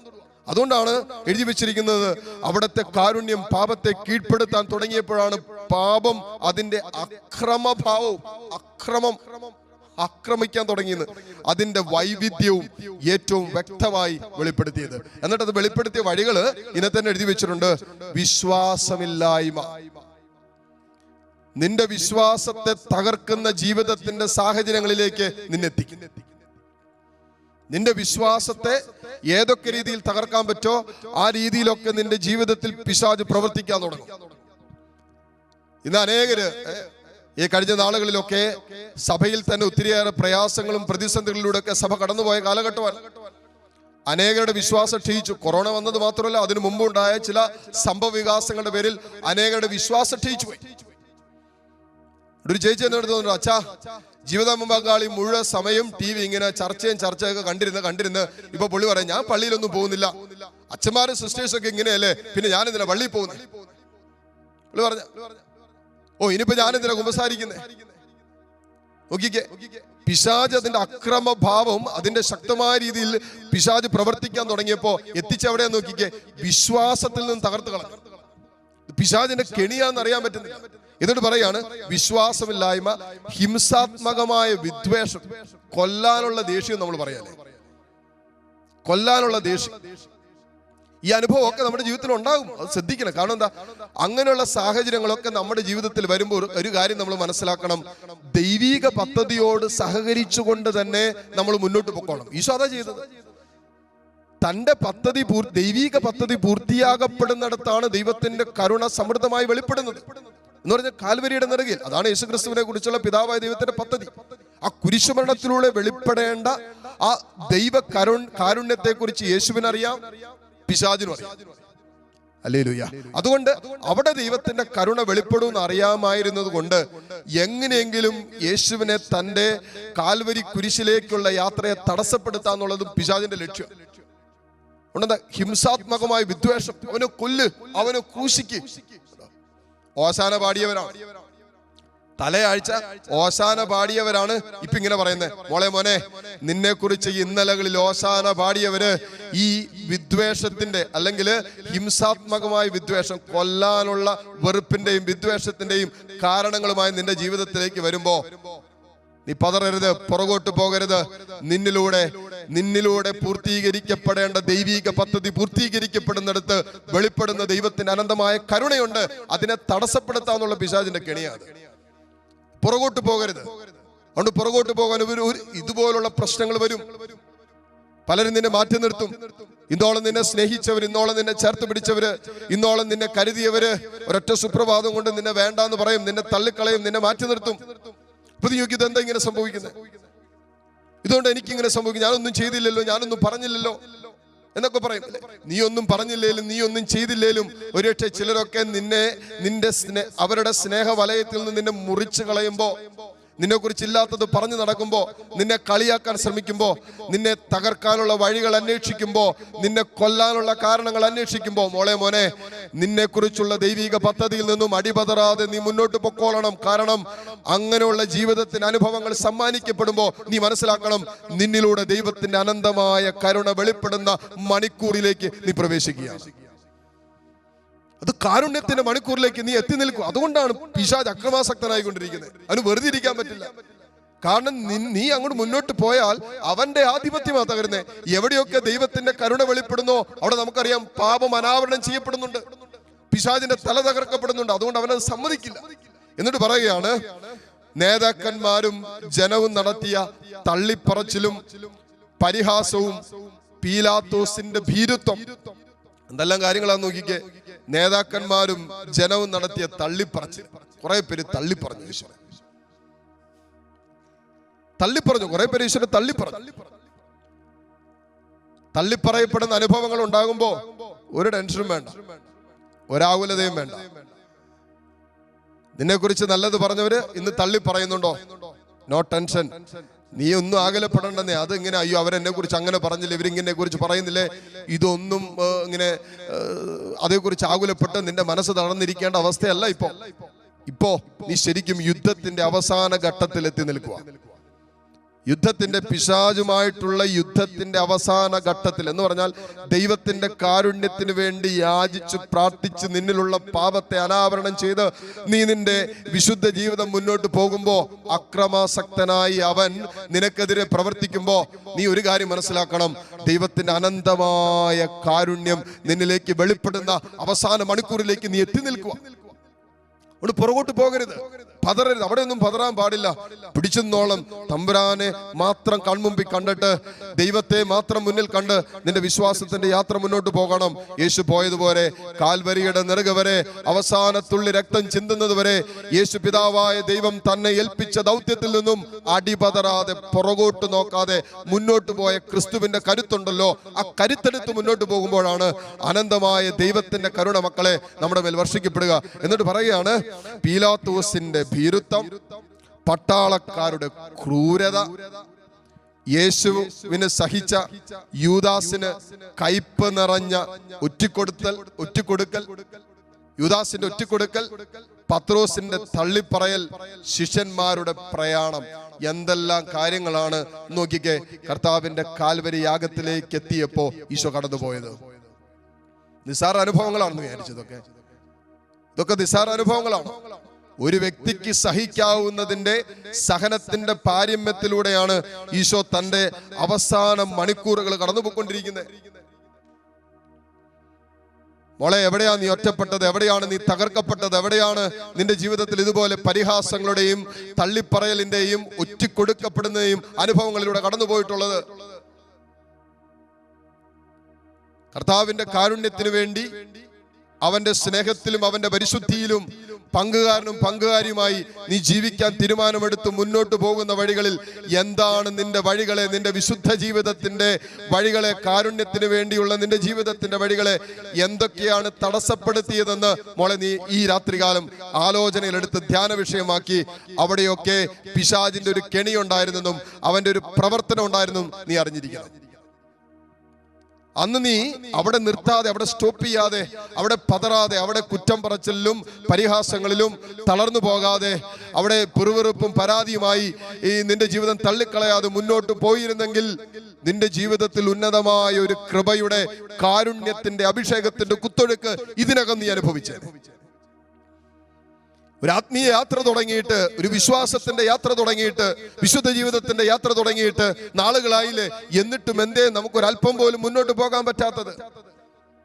മുന്നോട്ട് പോകാൻ തുടങ്ങുമ്പോൾ, ദൈവത്തിന്റെ കാരുണ്യം നിന്റെ മേൽ ശക്തമായി വെളിപ്പെടാൻ തുടങ്ങുമ്പോൾ, പിശാച് ഏതെങ്കിലുമൊക്കെ രീതിയിൽ അക്രമാസക്തനായി പ്രവർത്തിക്കാൻ തുടങ്ങുമ്പോൾ, നമ്മൾ കർത്താവിൽ നിന്ന് കണ്ണു പറച്ചിട്ട് അങ്ങോട്ടും നോക്കി ഇങ്ങോട്ടും നോക്കി, അവരെയും നോക്കി ഇവരെയും നോക്കി, അവരെയും കുറ്റം പറഞ്ഞ് ഇവരെയും കുറ്റം പറഞ്ഞ്, എൻ്റെ ജീവിതത്തിൽ ഇങ്ങനെയൊക്കെ സംഭവിച്ചതിന് കാരണം ഇവരാണെന്നൊക്കെ പറഞ്ഞ് സഹനത്തിൽ പരാതി പറഞ്ഞ് നമ്മൾ അവിടെ അങ്ങോട്ട് സ്റ്റക്കാവുക. അതല്ല ചെയ്യണ്ടേ. മുന്നോട്ട് പോകാൻ നമ്മൾ കരുത്തെടുക്കണം. അതാണ് ഈശോ ചെയ്തത്. ഈശോ കടന്നുപോയ സഹനങ്ങളുടെ 1000-ലൊന്ന് ഞാനും നിങ്ങളും കടന്നു പോകുന്നുണ്ടോ? ഈശോ സഹിച്ച സഹനങ്ങളുടെ 1000-ലൊന്ന് ഞാനും നിങ്ങൾ ഇന്ന് സഹിക്കുന്നുണ്ടോ? ശാരീരിക സഹനങ്ങൾ മാത്രമാണോ ഈശോ കടന്നുപോയതല്ല. മാനസികമായി ഒരു വ്യക്തി ലോക ജീവിതത്തിൽ തകർക്കപ്പെടാവുന്നതിന്റെ അങ്ങേയറ്റം തകർക്കപ്പെട്ടവനല്ലേ ഈശോ? ഈശോയോളം തകർക്കപ്പെട്ടവനായിട്ട് ആരാ ഈ ലോകത്തിലുള്ളത്? യേശുവിനോളം ശരീരത്തിൽ തകർക്കപ്പെട്ടവനായിട്ട് ആരാ ഈ ലോകത്തിലുള്ളത്? വചനം പറയുന്നുണ്ട്, ഉഴവുചാൽ പോലെ, യെശയ്യാ പ്രവാചകൻ പറയുന്നു, ഉഴവുചാൽ പോലെ അവന്റെ ശരീരം ഉഴുതു മറിച്ചു എന്നാ പറയുക. ശരീരത്തിൽ അടിയേൽക്കാത്തൊരിടവുമില്ല. അതുപോലെ തകർക്കപ്പെട്ടവരായിട്ടാ ഈശോ തന്റെ കാൽവരിയിലേക്കുള്ള യാത്രയിൽ നടന്നു നീങ്ങിയത്. എന്നിട്ട് ഈശോ പതറിയോ? എന്നിട്ട് ഈശോ പുറകോട്ട് പോയോ? ഇല്ലല്ലോ. തന്നിൽ ദൈവം നിക്ഷേപിച്ച, ദൈവം പൂർത്തീകരിക്കാൻ ആഗ്രഹിക്കുന്ന ഒരു പദ്ധതിയുണ്ട്. ആ പദ്ധതി പൂർത്തീകരിക്കപ്പെടുന്നത് വരെ വിശ്വാസത്തിന്റെ യാത്ര മുന്നോട്ട് പോകുമ്പോൾ സംഭവിക്കുന്നതെന്നറിയാവോ? അവിടെ ദൈവത്തിന്റെ ശക്തമായ കരുണ നിന്റെ ആത്മാവിലേക്ക് ഒഴുകിയിറങ്ങി. നിന്റെ ജീവിതത്തിന്റെ മേൽ ദൈവത്തിന്റെ കരുണ വർഷിക്കപ്പെട്ടാലുണ്ടല്ലോ, പിന്നെ പിശാചിനെ നിന്നെ തൊടാൻ പറ്റില്ല. കാരണം എന്താ? തമ്പുരാന്റെ കാരുണ്യം നിന്നെ പൊതിഞ്ഞു പിടിച്ചിരിക്കുക. തമ്പുരാന്റെ കരുണ നിന്നെ പൊതിഞ്ഞു പിടിച്ച പിന്നെ ഏത് തിന്മയ്ക്ക് നിന്നെ തൊടാൻ പറ്റും? നിന്റെ കുടുംബത്തെ ദൈവത്തിന്റെ കരുണ പൊതിഞ്ഞു പിടിച്ച പിന്നെ ഏത് തിന്മയ്ക്ക് തൊടാൻ പറ്റും? അതുകൊണ്ട് മക്കളെ, ഒരു കാര്യം എന്നും മനസ്സിൽ സൂക്ഷിക്കണം. ജീവിതത്തിൽ എന്തെല്ലാം പ്രയാസങ്ങൾ ഉണ്ടായാലും, എന്തെല്ലാം പ്രതിസന്ധികൾ ഉണ്ടായാലും, എന്തെല്ലാം സങ്കടങ്ങളിലൂടെ കടന്നു പോകേണ്ടി വന്നാലും, ഏതൊക്കെ തരത്തിലുള്ള യേശു കടന്നുപോയ തിക്താനുഭവങ്ങളിലൂടെ നിന്റെ ജീവിതം കടന്നു പോകുമ്പോഴും അതിലേക്കൊന്നും നോക്കരുത്. അവിടെയും നീ ദൈവത്തിന്റെ കാരുണ്യം നിന്നിലൂടെ വെളിപ്പെടുത്തിക്കൊണ്ട് തന്നെ മുന്നോട്ട് പൊക്കോളണം. അവിടെയും ക്രിസ്തുവിന് യോജിക്കാത്ത ഒരു മനോഭാവം നീ എടുക്കരുത്. ക്രിസ്തുവിന് യോജിച്ച മനോഭാവങ്ങൾ എടുത്തുകൊണ്ട് തന്നെ ക്ഷമയുടെ, സ്നേഹത്തിന്റെ, കരുണയുടെ, കരുതലിന്റെ, മാപ്പുകൊടുക്കലിന്റെ ഈ അനുഭവങ്ങളിലൂടെയല്ലേ ഈശോ കടന്നുപോയത്. കുരിശ് കടന്നപ്പോൾ ഈശോ എന്നാ പറഞ്ഞേ? അപ്പാ ചെയ്യുന്ന അറിയുന്നില്ല, ക്ഷമിക്കണേ. കണ്ടോ, ഇത്രമാത്രം വെറുക്കപ്പെട്ടിട്ടും ഇത്രമാത്രം തകർക്കപ്പെട്ടിട്ടും തന്റെ മുഖത്ത് കാർക്കിച്ചു തുപ്പിയവരും തന്റെ ദാടി മീശ പറിച്ചവരും ഈ മുമ്പിൽ നിൽക്കുമ്പോൾ ഈശോ എന്നാ പറഞ്ഞേ? അപ്പാ ഇവർ ചെയ്യുന്നത് അറിയുന്നില്ല, ഇവരോട് ക്ഷമിക്കണമേ എന്നല്ലേ? എന്ന് പറഞ്ഞാൽ അവസാന ശ്വാസത്തിലും അവസാന മണിക്കൂറിലും അതുപോലെ വേദനിക്കപ്പെട്ടപ്പോഴും തകർക്കപ്പെട്ടപ്പോഴും യേശു ആ സ്വർഗത്തിന്റെ പദ്ധതിയിൽ നിന്നും പിന്തിരിയാതെ, സ്വർഗത്തിന്റെ മനോഭാവത്തിൽ നിന്നും പുറകോട്ട് പോകാതെ മുന്നോട്ട് പോകാൻ ഈശോ തയ്യാറായപ്പോ, എവിടെയാണോ സ്വർഗം തന്റെ കാരുണ്യത്തിന്റെ ആ കൃപയുടെ സമൃദ്ധി വെളിപ്പെടാൻ ദൈവം ആഗ്രഹിച്ചത്, ആ നിമിഷത്തിലേക്ക് എത്തിയപ്പോ സ്വർഗത്തിന്റെ ശക്തമായ കാരുണ്യം യേശുക്രിസ്തുവിലൂടെ ഈ ലോകത്തിന്റെ മേൽ വെളിപ്പെട്ടിട്ട് പിശാചിന്റെ ആധിപത്യം അവിടെ തകരുകയാണ്, പാപത്തിന്റെ കെട്ടുകൾ അവിടെ അഴിയുകയാണ്. ഹല്ലേലൂയ. മക്കളെ, നമ്മുടെ ഈ ജീവിതയാത്രയിൽ ദൈവത്തിന്റെ കരുണ വെളിപ്പെടും എന്നുള്ളത് 100% ഉറപ്പാണ്. പക്ഷേ ഈ കാരുണ്യം വെളിപ്പെടാൻ ആഗ്രഹിക്കരുത് എന്ന് ആഗ്രഹിക്കുന്ന തിന്മയുടെ പ്രവർത്തനമുണ്ട്, പിശാചിന്റെ ഒരു പ്രവർത്തനമുണ്ട്. അതിനെ നമ്മൾ തകർക്കണം. അത് മനസ്സിലാക്കിയിട്ട് ദൈവാലോചനയോടെ ദൈവഹിതത്തിനും ദൈവവചനത്തിനും പരിശുദ്ധാത്മാവിന്റെ പ്രേരണയ്ക്കും മാത്രം നമ്മളെ വിട്ടുകൊടുത്തിട്ട് യേശുക്രിസ്തുവിൽ വെളിപ്പെട്ട തന്റെ കാരുണ്യത്തിന്റെ തികവിലേക്കുള്ള യാത്രയിൽ യേശുക്രിസ്തുവിൽ വെളിപ്പെട്ട അതേ മനോഭാവങ്ങൾ നമ്മളിലും വെളിപ്പെടുത്തിക്കൊണ്ട് സ്നേഹത്തിന്റെ, ക്ഷമയുടെ, കാരുണ്യത്തിന്റെ, ദയയുടെ, നന്മയുടെ ഒക്കെ വെളിപ്പെടുത്തലുമായി മുന്നോട്ട് പോകുമുണ്ടല്ലോ, പിശാചിന് ആ നിമിഷം നിന്നെ തൊടാൻ പറ്റില്ല. അപ്പൊ എവിടെ എത്തി നിൽക്കുന്നുവോ, എവിടെ എത്തിച്ചേരാൻ ദൈവം ആഗ്രഹിക്കുന്നുവോ അവിടെ എത്തിച്ചേരുമ്പോൾ നിന്നിലൂടെ വെളിപ്പെടുന്ന കൃപയുടെ സമൃദ്ധി ഉണ്ടല്ലോ, അതിലൂടെ നീ മാത്രമല്ല നിന്റെ ജീവിതവുമായി ബന്ധപ്പെട്ട് നിൽക്കുന്ന അനേകം ജീവിതങ്ങളെ ദൈവത്തിന്റെ കാരുണ്യം ആ നിമിഷം വീണ്ടെടുക്കും. യേശുക്രിസ്തുവിലൂടെ ലോകത്തെ മുഴുവനും പിതാവായ ദൈവം തന്റെ കാരുണ്യം കൊണ്ട് വീണ്ടെടുത്തെങ്കിൽ, മക്കളെ, എന്റെയും നിങ്ങളുടെയും ജീവിതത്തിൽ ഈ ദൈവത്തിന്റെ കരുണയുടെ സമൃദ്ധി വെളിപ്പെടുമ്പോ നമ്മളിലൂടെ അനേകര് വീണ്ടെടുക്കപ്പെടുന്ന അനുഭവം ഉണ്ടാകും. ഹല്ലേലൂയ. ഈ കാരുണ്യത്തിൽ മാത്രമേ വീണ്ടെടുപ്പുള്ളൂ എന്ന് മനസ്സിലാക്കുക. സ്വർഗരാജ്യത്തിനായി, നിത്യജീവിതത്തിനായി ഒരാത്മാവ് വീണ്ടെടുക്കപ്പെടണമെങ്കിൽ നിശ്ചയമായും ദൈവത്തിന്റെ കാരുണ്യം അവന്റെ ആത്മാവിലേക്ക് ഒഴുകിയിറങ്ങേണ്ടതുണ്ട്. ഒരുവന്റെ ആത്മാവിലേക്ക്, അന്തരാത്മാവിലേക്ക് ദൈവത്തിന്റെ കരുണ ഒഴുകിയിറങ്ങിയാൽ മാത്രമേ ആത്മാവിന് വീണ്ടെടുപ്പുള്ളൂ. വീണ്ടെടുക്കപ്പെടാതെ സ്വർഗരാജ്യത്തിന്റെ നിത്യജീവിതത്തിന് അവകാശിയായി തീരാൻ പറ്റില്ല. വീണ്ടെടുപ്പ് സാധ്യമാകുമ്പോ, എന്നിൽ ഈ വീണ്ടെടുപ്പ് സംഭവിക്കുമ്പോ എന്നിലൂടെ സ്വർഗം അനേകരെ ദൈവത്തിന്റെ കാരുണ്യത്തിൽ വീണ്ടെടുക്കുന്ന അനുഭവങ്ങൾ ഉണ്ടാകും. അതിനുവേണ്ടിയാണ് മക്കളെ സ്വർഗം തന്റെ കരുണയാൽ എന്നെ വീണ്ടെടുക്കുന്നതെന്ന് തിരിച്ചറിയണം. എന്തിനാ ദൈവം നിന്റെ മേൽ സ്വർഗത്തിന്റെ കരുണ വർഷിക്കുന്നത്? എന്തിനാ സ്വർഗം എന്റെയും നിങ്ങളുടെ മേൽ, നമ്മുടെ ജീവിതങ്ങളുടെ മേൽ ദൈവത്തിന്റെ കരുണ വർഷിക്കുന്നത്? നമ്മളിലൂടെ വീണ്ടെടുക്കപ്പെടേണ്ട ആരൊക്കെയോ നമ്മുടെ ജീവിതത്തിൽ ദൈവം അവശേഷിപ്പിച്ചിട്ടുണ്ടെന്ന് അറിയണം. എന്നിലൂടെ മാത്രം വീണ്ടെടുക്കപ്പെടേണ്ട ചില ജീവിതങ്ങളുണ്ടെന്ന് നമ്മൾ അറിയണം. അപ്പോ നിരന്തരമായ ദൈവത്തിന്റെ കാരുണ്യത്തിൽ നമ്മുടെ ജീവിതങ്ങളെ സമർപ്പിച്ച് നമ്മൾ മുന്നോട്ട് പോകുമ്പോൾ നമ്മളിലൂടെ ആരൊക്കെയോ വീണ്ടെടുക്കപ്പെടണമെന്ന് ദൈവം ആഗ്രഹിക്കുന്നുണ്ടോ അവരുടെയൊക്കെ വീണ്ടെടുപ്പ് അതിലൂടെ സാധ്യമായിക്കൊള്ളും. ഹല്ലേലൂയ. അപ്പോ ഈ കാരുണ്യത്തെ നിരസിച്ചു കഴിഞ്ഞാൽ ഒന്ന് ആലോചിച്ചു സംഭവിക്കുന്നതിനാ നിത്യനാശത്തിലേക്ക് അല്ലെങ്കിൽ ആത്മനാശത്തിലേക്കല്ലേ കടന്നു പോകുന്നത് എത്രയോ പേര്. റോമാക്കാർക്ക് എഴുതിയ ലേഖനം 2-ാം അധ്യായത്തിൽ നമ്മൾ വായിക്കുന്നുണ്ട്, എന്തുകൊണ്ടാണ് കർത്താവ് കരുണ കാണിക്കുന്നത്? കർത്താവ് എന്തിനാ കരുണ കാണിക്കുന്നത്? കർത്താവ് എന്തിനാ ദീർഘക്ഷമ കാണിക്കുന്നത്? കർത്താവ് എന്തിനാ ഇങ്ങനെ പാപം ചെയ്തിട്ടും തെറ്റ് ചെയ്തിട്ടും തമ്പുരാൻ വീണ്ടും വീണ്ടും ക്ഷമിക്കുന്നത് എന്തിനാ? നിന്നെ അനുതാപത്തിലേക്ക് നയിക്കാൻ, നിന്റെ അനുതാപത്തിലേക്ക് നയിക്കുക എന്നുള്ളതാണ് കർത്താവിന്റെ കാരുണ്യത്തിന്റെ ലക്ഷ്യം. അപ്പോ ഞാനും നിങ്ങളും യേശുക്രിസ്തുവിലൂടെ പിതാവായ ദൈവം വെളിപ്പെടുത്തിയ ദൈവത്തിന്റെ അനന്തമായ കാരുണ്യത്തിന്റെ പങ്കുകാരായി ഈ ദിവസങ്ങളിൽ മാറുമ്പോൾ മക്കളെ, നമ്മളെ അനുതാപത്തിലേക്ക് തമ്പുരാൻ നയിച്ചിട്ട് നമ്മളിലൂടെ അനേകരെ ദൈവസ്നേഹത്തിന്റെയും ദൈവകാരുണ്യത്തിന്റെയും അനുഭവത്തിലേക്ക് കർത്താവ് കൈപിടിച്ചുയർത്തുന്നുണ്ട്. ഹല്ലേലൂയ. ഈ രാത്രികാലം തുറന്നു വരുന്ന ആരാധന നിമിഷങ്ങളിൽ നമ്മൾ ശക്തമായിട്ട് പ്രാർത്ഥിക്കാൻ പോവാം. എത്ര കുടുംബങ്ങളിലാണെന്നറിയാവോ ദൈവത്തിന്റെ കരുണ വെളിപ്പെടേണ്ടതിന് പകരം പിശാച് അതൊക്കെ അടച്ചു കളഞ്ഞിരിക്കുന്നത്. ചില പ്രത്യേക സാഹചര്യങ്ങൾ കൊണ്ടും പ്രത്യേക അനുഭവങ്ങൾ കൊണ്ടൊക്കെ ദൈവത്തിൻ്റെ കരുണ വെളിപ്പെടാതെ കെട്ടപ്പെട്ട് കിടക്കുന്ന, അടഞ്ഞു കിടക്കുന്ന എത്രയോ കുടുംബങ്ങൾ, എത്രയോ ജീവിതങ്ങളുണ്ടെന്നറിയാം മക്കളെ. ദൈവത്തിൻ്റെ കരുണ വെളിപ്പെട്ട ഒരൊറ്റ നിമിഷം കൊണ്ട് നിന്റെ ജീവിതത്തിൽ അടഞ്ഞു പോയതും നിന്റെ ജീവിതത്തിൽ ഇന്നോളം ഇങ്ങനെ മൂടപ്പെട്ടതുമായ മേഖലകളൊക്കെ പരിശുദ്ധാത്മാവ് ഏറ്റെടുക്കും. അത്ഭുതങ്ങൾ ഈ രാത്രികാലം നീങ്ങണം.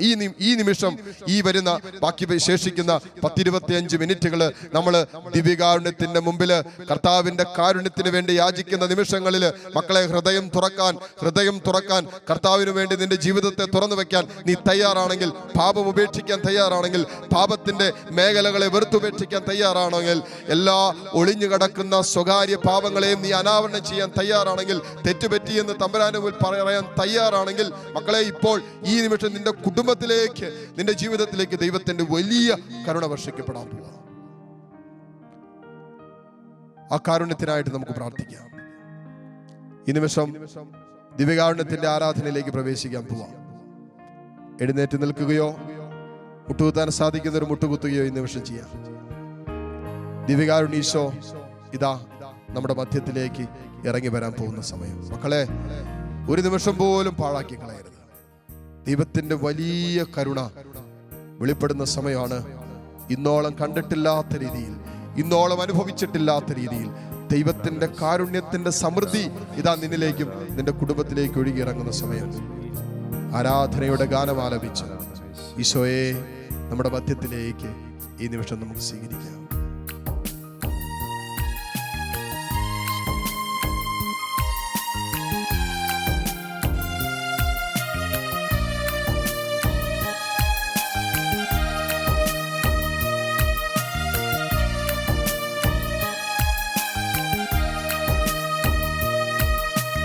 ഇത്രയും സ്നേഹിച്ചാൽ പോരാ, അങ്ങേ ഇത്രമേലാരാധിച്ചാൽ പോരാ.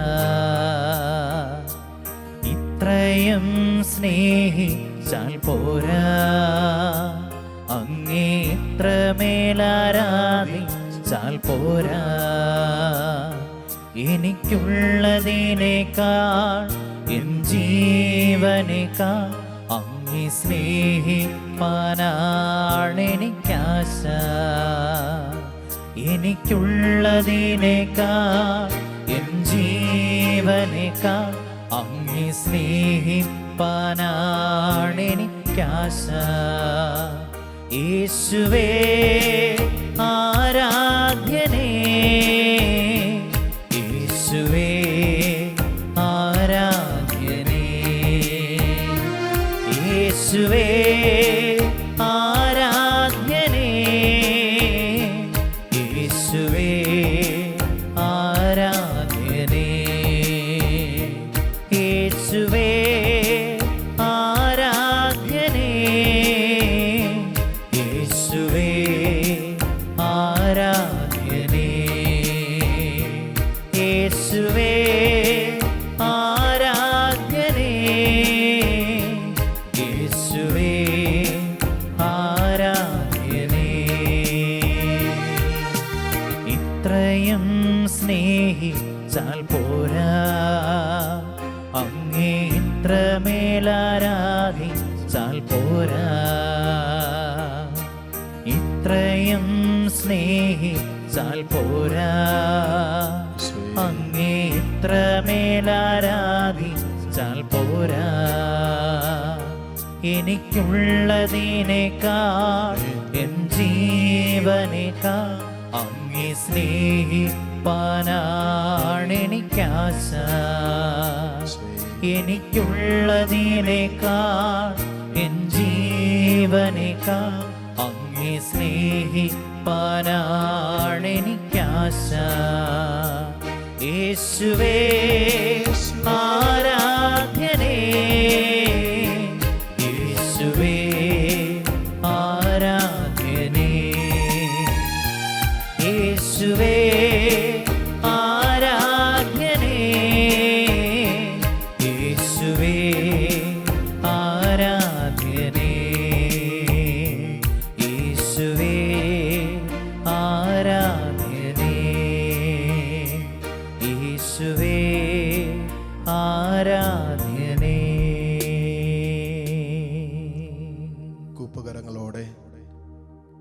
കണ്ണു തുറന്ന് തമ്പുരാനെ കണ്ട് എല്ലാ മക്കളും ആരാധിച്ച് ഈ ദിവ്യകാരുണ്യത്തിൽ എഴുന്നള്ളിയിരിക്കുന്ന ഈശോയ്ക്ക് നന്ദി പറഞ്ഞ് ഒരുമിച്ച് പ്രാർത്ഥിക്കാം. പരിശുദ്ധ പരമ ദിവ്യകാരുണ്യ നാഥനായ ഈശോയ്ക്ക് നേരവും ആരാധനയും സ്തുതിയും പുകഴ്ചയും ഉണ്ടായിരിക്കട്ടെ.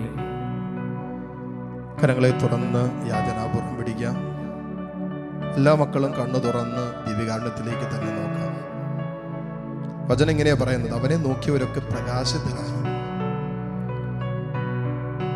തമ്പുരാനിലേക്ക് നോക്കുമ്പോൾ നമ്മൾ പ്രകാശിതരാകും എന്ന് പറഞ്ഞാൽ നമ്മളിലുള്ള അന്ധകാരം മാറിപ്പോകുന്നതിനർത്ഥം. നമ്മൾ ഇനിയും പ്രകാശം സ്വന്തമാക്കേണ്ട ചില ജീവിതത്തിന്റെ മേഖലകൾ ഉണ്ടാകാം. ഇപ്പോഴും അന്ധകാരത്തിന്റെ ചില മേഖലകളിൽ നമ്മളെ കുടുക്കിയിട്ടിട്ടുണ്ടാകാം. വെറുപ്പിന്റെ, വിദ്വേഷത്തിന്റെ, അഹന്തയുടെ, അശുദ്ധിയുടെ ഒക്കെ മേഖലകള് ഈ അന്ധകാരത്തിന്റെ മേഖലകളാണ്. ഇവിടെയൊക്കെ കർത്താവിന്റെ പ്രകാശം കടന്നു ചെല്ലണം. യെശയ്യാ പ്രവാചകൻ ഒരിക്കൽ വിളിച്ചു പറഞ്ഞു, കർത്താവേ, ഞാൻ അശുദ്ധമായ അധരങ്ങളുള്ളവനാണ്. ഞാൻ വസിക്കുന്നതോ അശുദ്ധമായ അധരങ്ങളുള്ളവരുടെ മധ്യയാണ്. തന്റെ പാപമെന്തെന്ന്, തന്റെ കുറവെന്തെന്ന്, തന്റെ ബലഹീനത എന്തെന്ന്, തന്റെ വീഴ്ച എന്തെന്ന് മനസ്സിലാക്കിയ യെശയ്യാ വിളിച്ചു പറയാ, ദൈവമേ, ഞാൻ അശുദ്ധമായ അധരങ്ങളുള്ളവനും അശുദ്ധമായ അധരങ്ങളുള്ളവരുടെ മധ്യ വസിക്കുന്നവനുമാണ്. ആ പ്രാർത്ഥന കഴിഞ്ഞപ്പോ ഒരു ഏറ്റുപറച്ചിൽ കഴിഞ്ഞപ്പോ സംഭവിച്ചെന്നാന്നറിയാവോ? സ്വർഗത്തിൽ നിന്നും കുടിൽ കൊണ്ട് ഒരു തീക്കനൽ എടുത്തിട്ട് യെശയ്യായുടെ അധരങ്ങളിൽ വെച്ചു കൊടുത്തിട്ട് പറഞ്ഞു, എന്റെ നാവ് വിശുദ്ധീകരിക്കപ്പെടട്ടെ. ആ സമയം തന്നെ അവന്റെ അധരങ്ങൾ വിശുദ്ധീകരിക്കപ്പെട്ടു. എന്നിട്ട് അവനെ കർത്താവ് അയക്കുകയാണ് ദൈവരാജ്യത്തിന് വേണ്ടി പ്രവാചകനായി തമ്പുരാൻ അയക്കുക. മക്കളെ, നമ്മുടെ ജീവിതത്തിലില്ലേ, നമ്മുടെ സ്വകാര്യതകളില്ലേ ചില പാപത്തിന്റെ മേഖലകൾ ഇനിയും അനാവരണം ചെയ്യപ്പെടാൻ. ആരും അറിയാതെ, ആരും കാണുന്നില്ലല്ലോ എന്ന് കരുതി നമ്മുടെ ചില സ്വകാര്യതകൾ, നമ്മൾ ചെയ്തുകൊണ്ടിരിക്കുന്ന ചില പാപത്തിന്റെ മേഖലകളില്ലേ, നമ്മളിപ്പോഴും സന്തോഷം കണ്ടെത്തുന്ന, താലോലിച്ചു കൊണ്ടിരിക്കുന്ന ചില പാപത്തിന്റെ സുഖങ്ങളില്ലേ, ജഡിക പാപങ്ങളാകാം, ചിന്തകളിലൂടെ ഏറ്റെടുക്കുന്ന ചില പാപത്തിന്റെ സുഖങ്ങളാകാം. പക്ഷെ മൊബൈലിലൂടെയും കമ്പ്യൂട്ടറിലൂടെയും എല്ലാം കണ്ടും കേട്ടും ആസ്വദിച്ചും ഒക്കെ അനുഭവിച്ചുകൊണ്ടിരിക്കുന്ന ചില പാപത്തിന്റെ സുഖങ്ങളാണ്. എല്ലാം ഉപേക്ഷിക്കാൻ തയ്യാറായിട്ടും, പല മേഖലകളിൽ വിശുദ്ധീകരണത്തിന് തയ്യാറായിട്ടും ഇന്നും വിശുദ്ധീകരിക്കപ്പെടാത്ത ചില മേഖലകൾ നിന്റെ ജീവിതത്തിലില്ലേ? പക്ഷേ ആ മേഖലകളിൽ വിശുദ്ധീകരിക്കപ്പെടാൻ ഒരു ഏറ്റുപറച്ചിൽ തയ്യാറായാൽ നിന്റെ ജീവിതത്തിലേക്ക്, നിന്റെ കുടുംബത്തിലേക്ക്, നിന്റെ തലമുറകളിലേക്ക് ഒരുപക്ഷെ ദൈവത്തിന്റെ വലിയ കൃപ വർഷിക്കപ്പെടും. സോളമനോട് കർത്താവ് പറഞ്ഞാന്നറിയാവോ? നിന്റെ പാപം ഉണ്ടല്ലോ, നിന്റെ മ്ലേച്ഛതയുണ്ടല്ലോ, നിന്നെ മാത്രമല്ല നിന്റെ തലമുറകളെ വരെ മലിനമാക്കിയില്ലേ എന്ന്. നിന്റെ പാപം നിന്നെയും നിന്റെ തലമുറകളെയും മലിനമാക്കി കളഞ്ഞില്ലേ എന്ന സോളമനോട് കർത്താവ് ചോദിച്ചത്. പക്ഷെ നമ്മുടെയൊക്കെ ചില പാപം മൂലം ഒരൊറ്റ കുടുംബത്തിന്റെ വരെ ദൈവാനുഗ്രഹം അടഞ്ഞു പോയിട്ടുണ്ടാകും. നമ്മുടെ ഒരു തീരുമാനം മൂലം കുടുംബത്തിലേക്ക് ഇവർ വെളിപ്പെടേണ്ട ദൈവത്തിന്റെ കാരുണ്യം ഇന്ന് അടഞ്ഞു പോയിട്ടുണ്ടാകും. വെറുപ്പും വിദ്വേഷവും വൈരാഗ്യ ചിന്തയും ഒക്കെയായി നീ കഴിയാൻ തുടങ്ങിയിട്ട് എത്രയോ നാളായി. ഒന്ന് എളിമപ്പെട്ടാൽ, ഒന്ന് വിട്ടുകൊടുത്താൽ തീരാനുള്ളത് ഉള്ളായിരുന്നല്ലേ ചില പ്രശ്നങ്ങള്. എന്നിട്ടും നിന്റെ അഹങ്കാരം അതിന് അനുവദിച്ചില്ലല്ലോ. എന്നിട്ടും നിന്റെ അഹങ്കാരം, ഞാനെന്നുള്ള ഭാവം, നീ എന്തോ ആണെന്നുള്ള ചിന്ത എളിമപ്പെടാൻ നിന്നെ അനുവദിച്ചില്ലല്ലോ. അതുകൊണ്ട് എന്താ? ദൈവത്തിന്റെ കരുണ വെളിപ്പെടാതെ എത്രയോ നാളുകള് നീ നിന്റെ കുടുംബവും കഴിഞ്ഞു. മോളെ ഒന്ന് എളിമപ്പെട്ടെ, മോനെ ഒന്ന് എളിമപ്പെട്ടെ.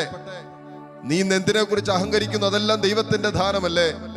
ഒരൊറ്റ നിമിഷം പോരെ ഇതെല്ലാം തകർന്നു പോകാൻ. നീ കെട്ടിപ്പൊക്കിയതൊക്കെ തകർന്നു പോകാൻ, ചീട്ടുകൊട്ടാരം പോലെ തകർന്നു പോകാൻ തമ്പുരാൻ തന്റെ കാരുണ്യം ഒന്ന് പിൻവലിച്ചാ പോരെ. ദൈവത്തിന്റെ വലിയ കരുണ മക്കളെ നമ്മുടെ മേൽ വെളിപ്പെടുന്ന നിമിഷമാണിത്. ഈ ദിവ്യകാരുണ്യത്തിൽ നിന്നും ഈശോ എന്നെയും നിങ്ങളെയും നമ്മുടെ കുടുംബങ്ങളെയെല്ലാം തന്റെ കാരുണ്യം കൊണ്ട് ഇങ്ങനെ മുക്കിയെടുക്കുന്ന സമയമാണ്. ആഗ്രഹിച്ച് പ്രത്യേകിച്ച് വിശുദ്ധീകരിക്കപ്പെടേണ്ട മേഖലകളെല്ലാം മക്കളെ ഒന്ന് കൊടുത്തേ. പക്ഷെ നിനക്കറിയാം, നിന്റെ ഈ തീരുമാനം കൊണ്ട് നിന്റെ കുടുംബത്തിന്റെ ഈ പാപകരമായ ചില മേഖലകൾ കാരണമാണ് ഇന്നും എൻ്റെ കുടുംബം അനുഗ്രഹിക്കപ്പെടാതെ കിടക്കുന്നതെന്ന് അറിയാം. എത്രയോ പേര് പറഞ്ഞിട്ടുണ്ട്, അച്ഛാ ഞങ്ങൾക്കറിയാം, ഞങ്ങളുടെ ഈ അവസ്ഥ കൊണ്ടാണ്, ഞങ്ങളുടെ ഈ തീരുമാനം കൊണ്ടാണ്, ഞങ്ങളുടെ ഈ പാപത്തിന്റെ മേഖലകളാണ്, ഞങ്ങളുടെ അവിശ്വാസം കൊണ്ടാണെന്നും ഒക്കെ അറിയാം. പക്ഷെ തിരുത്താൻ തയ്യാറാകണ്ടേ? തീരുമാനമെടുത്ത മക്കളെ, പാപം ഏറ്റുപറയുന്നിടത്ത് ദൈവത്തിന്റെ കരുണ വെളിപ്പെടും. പാപം അനാവരണം ചെയ്യാൻ നീ തയ്യാറാണോ? ചില അവിശുദ്ധ ബന്ധങ്ങൾ ഉപേക്ഷിക്കാൻ തയ്യാറാണോ? ചില പാപ കൂട്ടുകെട്ടുകളെ ഉപേക്ഷിക്കാൻ തയ്യാറാണോ? എന്തിനോടൊക്കെ നീ പാപകരമായ ചില ജീവിതത്തിന്റെ മേഖലയിൽ കൂട്ടുകൂടിയിട്ടുണ്ടോ അതെല്ലാം ഉപേക്ഷിക്കാൻ തയ്യാറാകുമ്പോൾ ദൈവത്തിന്റെ വലിയ കരുണ നിന്നിലേക്ക് ഒഴുകും. നിന്നിലേക്ക്, നിന്റെ കുടുംബത്തിലേക്ക് ഒഴുകിയിറങ്ങാൻ തുടങ്ങും. കരങ്ങളെ യാചനാപൂർവ്വം പിടിച്ചുകൊണ്ട് തന്നെ കണ്ണു തുറന്ന് ഈശോയെ നോക്കി എല്ലാ മക്കളും പ്രാർത്ഥിച്ചേ. നിന്റെ ആകുലതകൾ അടിയട്ടെ, അത് ഈശോയ്ക്ക് കൊടുക്ക്. നിന്റെ നിരാശകൾ മാറട്ടെ, അത് ഈശോയ്ക്ക് കൊടുക്ക്. നിന്റെ സങ്കടങ്ങളിലേക്ക് ഈശോ ഇറങ്ങി വരട്ടെ, അത് ഈശോയ്ക്ക് കൊടുക്ക്. നീ എവിടെയൊക്കെ ദൈവം ഇറങ്ങി പ്രവർത്തിക്കണമെന്ന് ആഗ്രഹിക്കുന്നുവോ ആ മേഖല തമ്പുരാന്റെ മുമ്പിൽ തുറന്നു വെക്ക്. നിന്റെ ഹൃദയമാകുന്ന വാതിൽ അടച്ചു പിടിച്ചിട്ട് തമ്പുരാന്റെ പ്രകാശം കടന്നു വരുന്നില്ല എന്ന്, ദൈവത്തിന്റെ കരുണ വെളിപ്പെടില്ല എന്ന് നിനക്ക് എങ്ങനെ പറയാൻ പറ്റും? തുറന്നു വെക്ക്. നിന്റെ മക്കളിലേക്ക് ദൈവത്തിന്റെ കരുണ വെളിപ്പെടണമോ? നിന്റെ ശരീരത്തിന്റെ രോഗങ്ങളിലേക്ക് ദൈവത്തിന്റെ കാരുണ്യം വെളിപ്പെടണമോ? ശരീരം കൊണ്ട് ചെയ്ത ഏതെങ്കിലും പാപത്തിന്റെ മേഖലകളുണ്ടെങ്കിൽ തുറന്നു വെക്ക്. ഇന്ന് നീ കടന്നു പോകുന്ന ചില ശാരീരിക പാപങ്ങള് നിന്റെ ശരീരത്തിന്റെ മേൽ വെളിപ്പെട്ട പാപത്തിന്റെ കെട്ടുകളാണെങ്കിൽ അത് അനാവരണം ചെയ്യപ്പെടുമ്പോ ദൈവത്തിന്റെ കരുണ നിന്റെ രോഗങ്ങളിലേക്ക് വെളിപ്പെടാൻ തുടങ്ങും. നിന്റെ കുടുംബം ഇന്നും അസമാധാനത്തിലും അസന്തോഷത്തിലും സാമ്പത്തിക ബാധ്യതയിലും കടബാധ്യതയിലും കെട്ടപ്പെട്ട ചില ജീവിതത്തിന്റെ അനുഭവങ്ങളിലും എവിടെ ചെന്ന് തൊട്ടാലും തടസ്സവും നഷ്ടമായി കടന്നു പോകുന്നുണ്ടെങ്കിൽ, ചില പാപത്തിന്റെ മേഖലകൾ ഇനിയും അനാവരണം ചെയ്യപ്പെടേണ്ടതുണ്ടെങ്കിൽ, മക്കളെ അതൊന്ന് അനാവരണം ചെയ്യാൻ, അതൊന്ന് തുറന്നു കാണിക്കാൻ, അതേക്കുറിച്ച് ഏറ്റു പറയാൻ, ഒന്ന് അനുദപിക്കാൻ തയ്യാറാകുമ്പോ ഇപ്പോൾ തന്നെ അടഞ്ഞു പോയതെല്ലാം തുറക്കപ്പെടും. വിശ്വസിക്ക്. ഇപ്പൊ തന്നെ ആ കെട്ടുകൾ അടിയും. തമ്പുരാന്റെ കരുണ ഈ നിമിഷം തന്നെ നിന്നിലേക്ക് തുറന്നു വെക്ക്, തുറന്നു വെക്ക്, തുറന്നു വെക്ക്. തമ്പുരാൻ പ്രവർത്തിക്കട്ടെ. ആകുലതയുണ്ടോ? തുറന്നു വെക്ക്. ആകുലതയുടെ വിഷയത്തിലേക്ക് ദൈവത്തിന്റെ പ്രകാശം കടന്നു ചെല്ലട്ടെ. നിരാശയുണ്ടോ? ആ വിഷയങ്ങൾ തുറന്നു വെക്ക്. ആ വിഷയത്തിലേക്ക് ദൈവത്തിന്റെ പ്രകാശം കടന്നു ചെല്ലട്ടെ. ഭയവും ഭാരവും നിന്നെ അലട്ടുന്നുണ്ടോ? ആ ഭയത്തിന്റെ മേഖലകളെല്ലാം തമ്പുരാന്റെ മുമ്പിൽ എടുത്തു വെക്ക്. അതിലേക്കെല്ലാം ദൈവത്തിന്റെ കരുണ വെളിപ്പെടട്ടെ.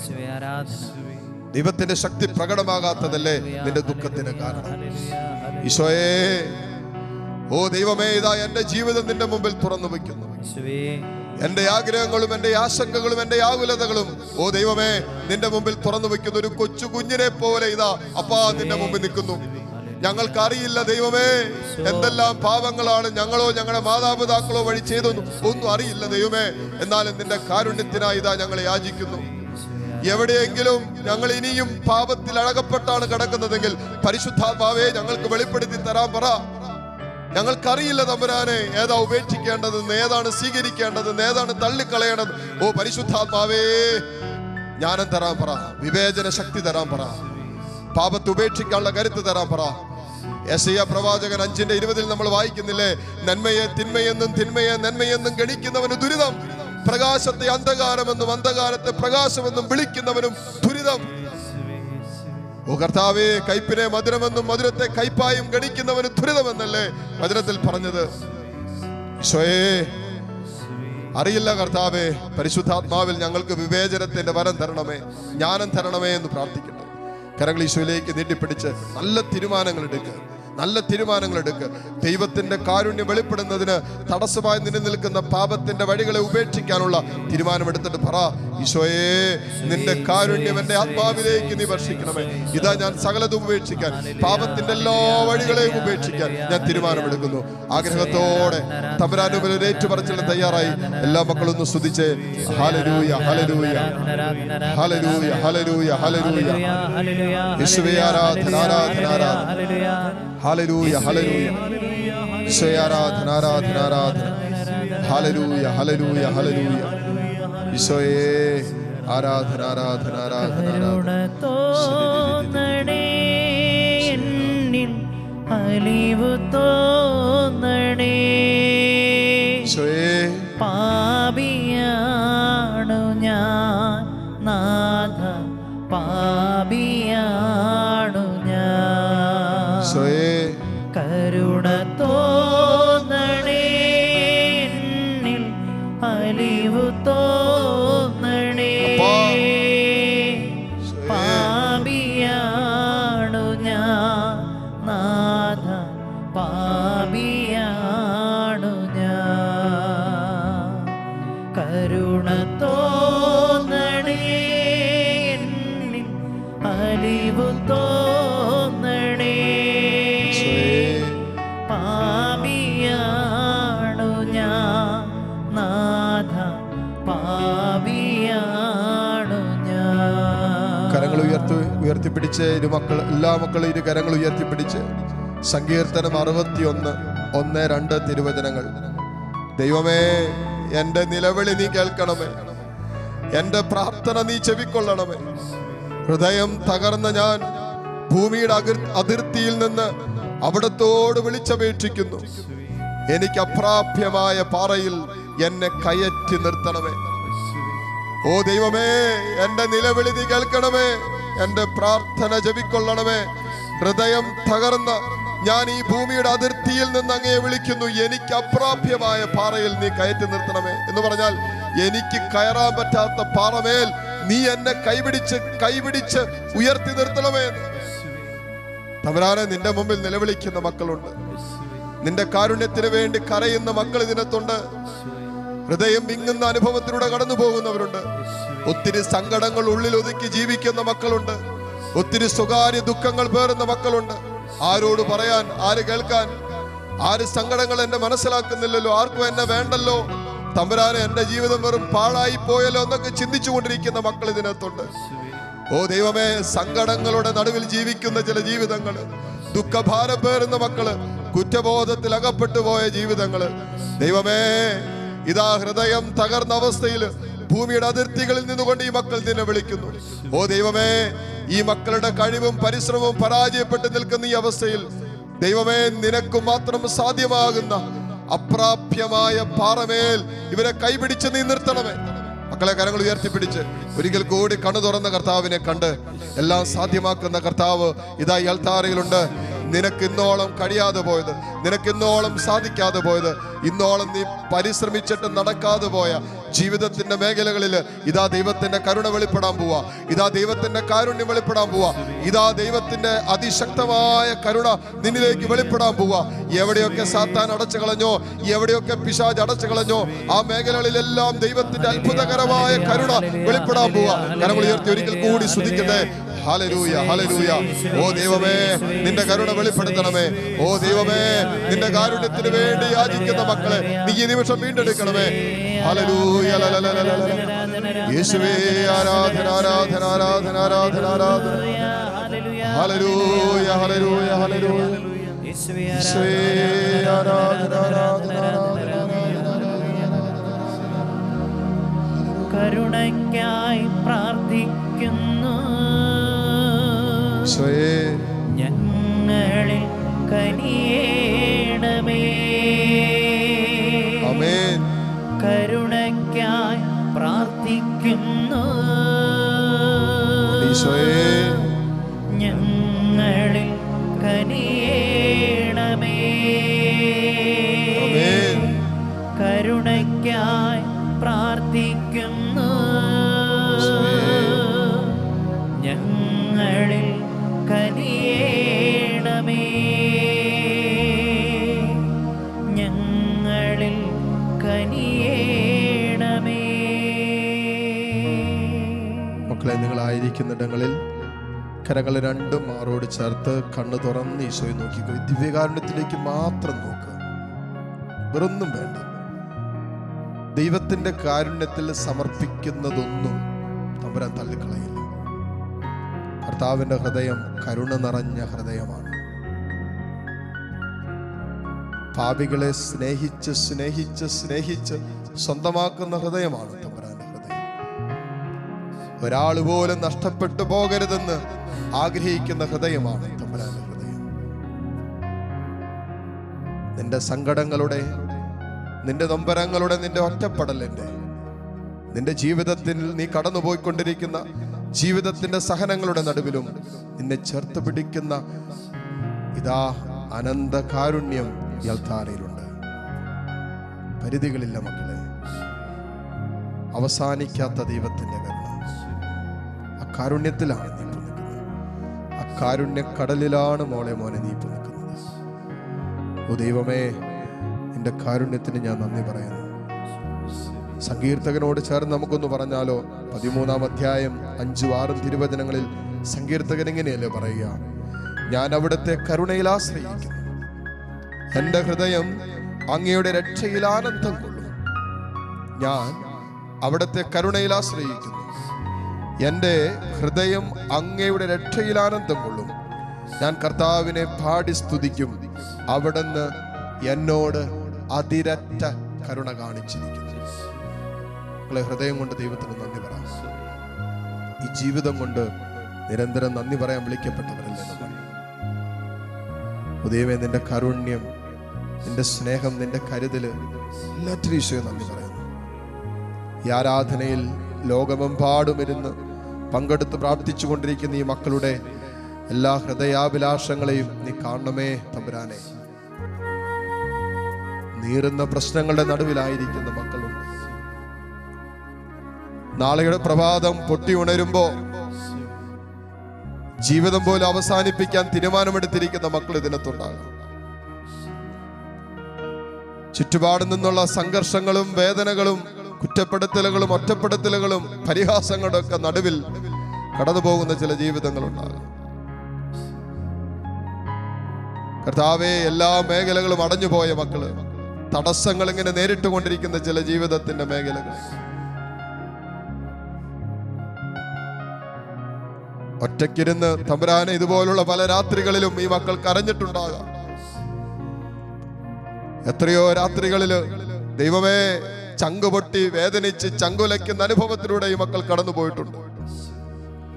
ഇത് ഈ രാത്രികാലം നിന്റെ കാരുണ്യം ഈ മക്കളെ വീണ്ടെടുക്കുന്ന രാത്രിയാണല്ലോ തമ്പുരാനെ. ഈ രാത്രികാലം ഇവിടെ കുടുംബങ്ങളെ നീ വീണ്ടെടുക്കുന്ന രാത്രിയാണല്ലോ തമ്പുരാനെ. ഈ രാത്രികാലം ഇവരുടെ സങ്കടങ്ങളെയും ഇവരുടെ കണ്ണുനീരിനെയും ഇവിടെ ജീവിതത്തിന്റെ ദുഃഖ ദുരിതങ്ങളെയും നീ ഏറ്റെടുക്കുന്ന രാത്രിയാണല്ലോ. ഇവിടെ ആശങ്കകളെ ആകുലതകളുടെ മേൽ ദൈവമേ നീ കരുതലോടെ കാണുന്നുണ്ടെന്നും കരുതലോടെ ചേർത്ത് പിടിക്കുന്നുണ്ടെന്നും ഉറക്കെ നീ അൾത്താരയിൽ നിന്നും പ്രഖ്യാപിക്കുന്ന രാത്രിയാണല്ലോ ഇത്. ദൈവമേ, ഇവരുടെ മക്കളുടെ സങ്കടങ്ങൾ ദൂരീകരിക്കപ്പെടട്ടെ. ഇവിടെ ആശങ്കകൾ ഇപ്പോൾ മാറിപ്പോകട്ടെ. ഇവിടെ ആകുലതകൾക്കെല്ലാം ദൈവത്തിന്റെ കാരുണ്യത്തിൽ ഈ മക്കൾക്ക് ഉത്തരം കിട്ടട്ടെ. തമ്പുരാന്റെ കാരുണ്യത്തിലേക്ക് മക്കളെ നിങ്ങൾ കടന്നു പോകുന്ന എല്ലാ മാനസിക, ശാരീരിക, ആത്മീയ സംഘർഷങ്ങളെ ഒന്ന് ചേർത്ത് വെച്ച് എടുത്തു വെക്കുക. ദൈവം ഇടപെടുന്ന സമയമാണ്. കർത്താവ് അനേകം കുടുംബങ്ങളെ ഇപ്പോൾ അനുഗ്രഹിച്ചുകൊണ്ടിരിക്കുന്ന സമയമാണ്. വർഷങ്ങളായി അടഞ്ഞു കിടക്കുന്ന ചില മേഖലകളെ തമ്പുരാൻ തുറന്നു തരുന്ന സമയമാണ്. കട്ടപ്പെട്ട് കിടന്ന ചില കുടുംബങ്ങളെ തമ്പുരാൻ ഇതാ കൈക്ക് പിടിച്ച് എഴുന്നേൽപ്പിക്കുന്ന സമയമാണ്. അവിശ്വാസത്തിന്റെ, ഇങ്ങനെ പാപത്തിന്റെയൊക്കെ സ്വാധീനം നിന്നിരുന്ന ചില കുടുംബങ്ങളുടെ അന്തരീക്ഷങ്ങൾ വിശുദ്ധീകരിക്കപ്പെട്ടുകൊണ്ടിരിക്കുന്ന സമയമാണ്. പ്രാർത്ഥന ക്ഷയിച്ചു പോയ കുടുംബങ്ങളിൽ പ്രാർത്ഥനയുണ്ടാകുന്ന സമയമായിട്ട് ഇത് മാറട്ടെ. ഓ ദൈവമേ, സ്നേഹം പറ്റി വരണ്ടുപോയ കുടുംബ ബന്ധങ്ങള് ഇതാ ദൈവം തന്റെ കാരുണ്യത്തിൽ, സ്നേഹത്തിൽ വിശുദ്ധീകരിക്കപ്പെട്ടുകൊണ്ടിരിക്കുന്ന സമയമാണ്. കൊടുത്തേ മക്കളെ, നിങ്ങളുടെ കുടുംബത്തിന്റെ അസമാധാനത്തെ, അസന്തോഷത്തെ, ഭിന്നതയെ, കലഹത്തെ എല്ലാം കൊടുക്കുക. എന്നിട്ട് ദൈവമേ നിന്റെ കരുണ വെളിപ്പെടുത്താൻ, എന്നെയും വീണ്ടെടുക്കാൻ, നിന്നെയും വീണ്ടെടുക്കാൻ ഇതാ ഈ അൾത്താരയിൽ ഈശോയുണ്ട്. നിന്നെയും സ്വന്തമാക്കാൻ മാത്രം ആഗ്രഹിച്ചുകൊണ്ട് സ്വർഗം വിട്ട് ഭൂമിയിലേക്ക് ഇറങ്ങിയ ഒരു ദൈവം ഈ അൾത്താരയിലുണ്ട്. ഹൃദയം കൊണ്ട് വിളിക്കും മക്കളെ, ഈശോയേ, ഈശോയേ, ഹല്ലേലൂയ, ഹല്ലേലൂയ, ഹല്ലേലൂയ. എനിക്കു വേണം നിന്നെ, നീ പാപിയാണെന്നാലും എനിക്കു വേണം നിന്നെ, നീ രോഗിയാണെന്നാലും എനിക്കു വേണം നിന്നെ, നീ പാപിയാണെന്നാലും എനിക്കു വേണം നിന്നെ, നീ രോഗിയാണെന്നാലും ലോകം നിന്നെ വെറുത്താലും ക്ലേശം നിന്നെ മതിച്ചാലും എനിക്കു വേണം നിന്നെ, എനിക്കു വേണം നിന്നെ, എനിക്കു വേണം നിന്നെ. നീ പാപിയാണെന്നാലും എനിക്കു വേണം നിന്നെ, എനിക്കു വേണം നിന്നെ. മുട്ടുകുത്താൻ സാധിക്കുന്ന എല്ലാ മക്കളും ഈ നിമിഷം മുട്ടുകുത്തുന്നു.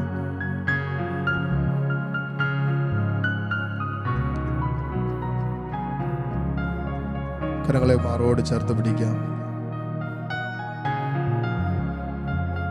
ഈ ദിവ്യകാരുണ്യത്തിൽ നീ സമർപ്പിച്ച നിയോഗം ഉണ്ടല്ലോ, അത് തമ്പുരാൻ നിറവേറ്റി കഴിഞ്ഞു എന്ന് മക്കളെ ഈ നിമിഷം വിശ്വസിക്കും. സംഭവിച്ചു കഴിഞ്ഞു. തമ്പുരാന്റെ കാരുണ്യം ആ വിഷയത്തിന്റെ മേൽ വെളിപ്പെട്ട് കഴിഞ്ഞു എന്ന് വിശ്വസിക്കും.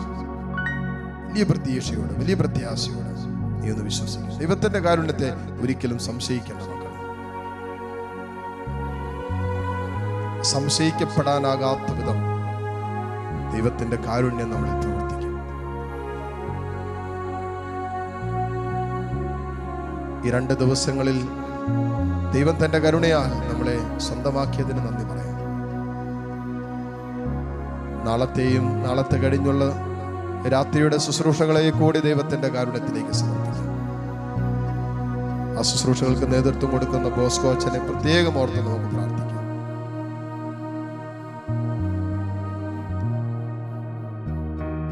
ഈ ഒരു കൺവെൻഷൻ നമുക്കായി ഒരുക്കിയ ഈ ഷക്കീന ടെലിവിഷനെ ഓർത്ത ദൈവത്തിന് നന്ദി പറയാം. സഭയുടെ ശബ്ദമായി കാലഘട്ടത്തിൽ ദൈവം ഉയർത്തിയ ഈ ചാനലിനെയും ഈ ആലയത്തിൽ ശുശ്രൂഷ ചെയ്തുകൊണ്ടിരിക്കുന്ന എല്ലാ മക്കളെയും തമ്പുരാനെ നീ അനുഗ്രഹിക്കണമേ എന്ന് പ്രത്യേകം പ്രാർത്ഥിക്കാം. ദൈവരാജ്യത്തെക്കുറിച്ചുള്ള ഇവിടെ എല്ലാ സ്വപ്നങ്ങളെയും പ്രതീക്ഷകളെയും തമ്പുരാനെ നീ ഏറ്റെടുക്കണമേ എന്ന് പ്രാർത്ഥിക്കുന്നു. ലോകമെമ്പാടും സുവിശേഷം എത്തിക്കാൻ തമ്പുരാനെ ഈ ഷക്കീന ടെലിവിഷനെ നീ ഒരു ഉപകരണമാക്കി മാറ്റുന്നതിന് നന്ദി പറയുന്നു.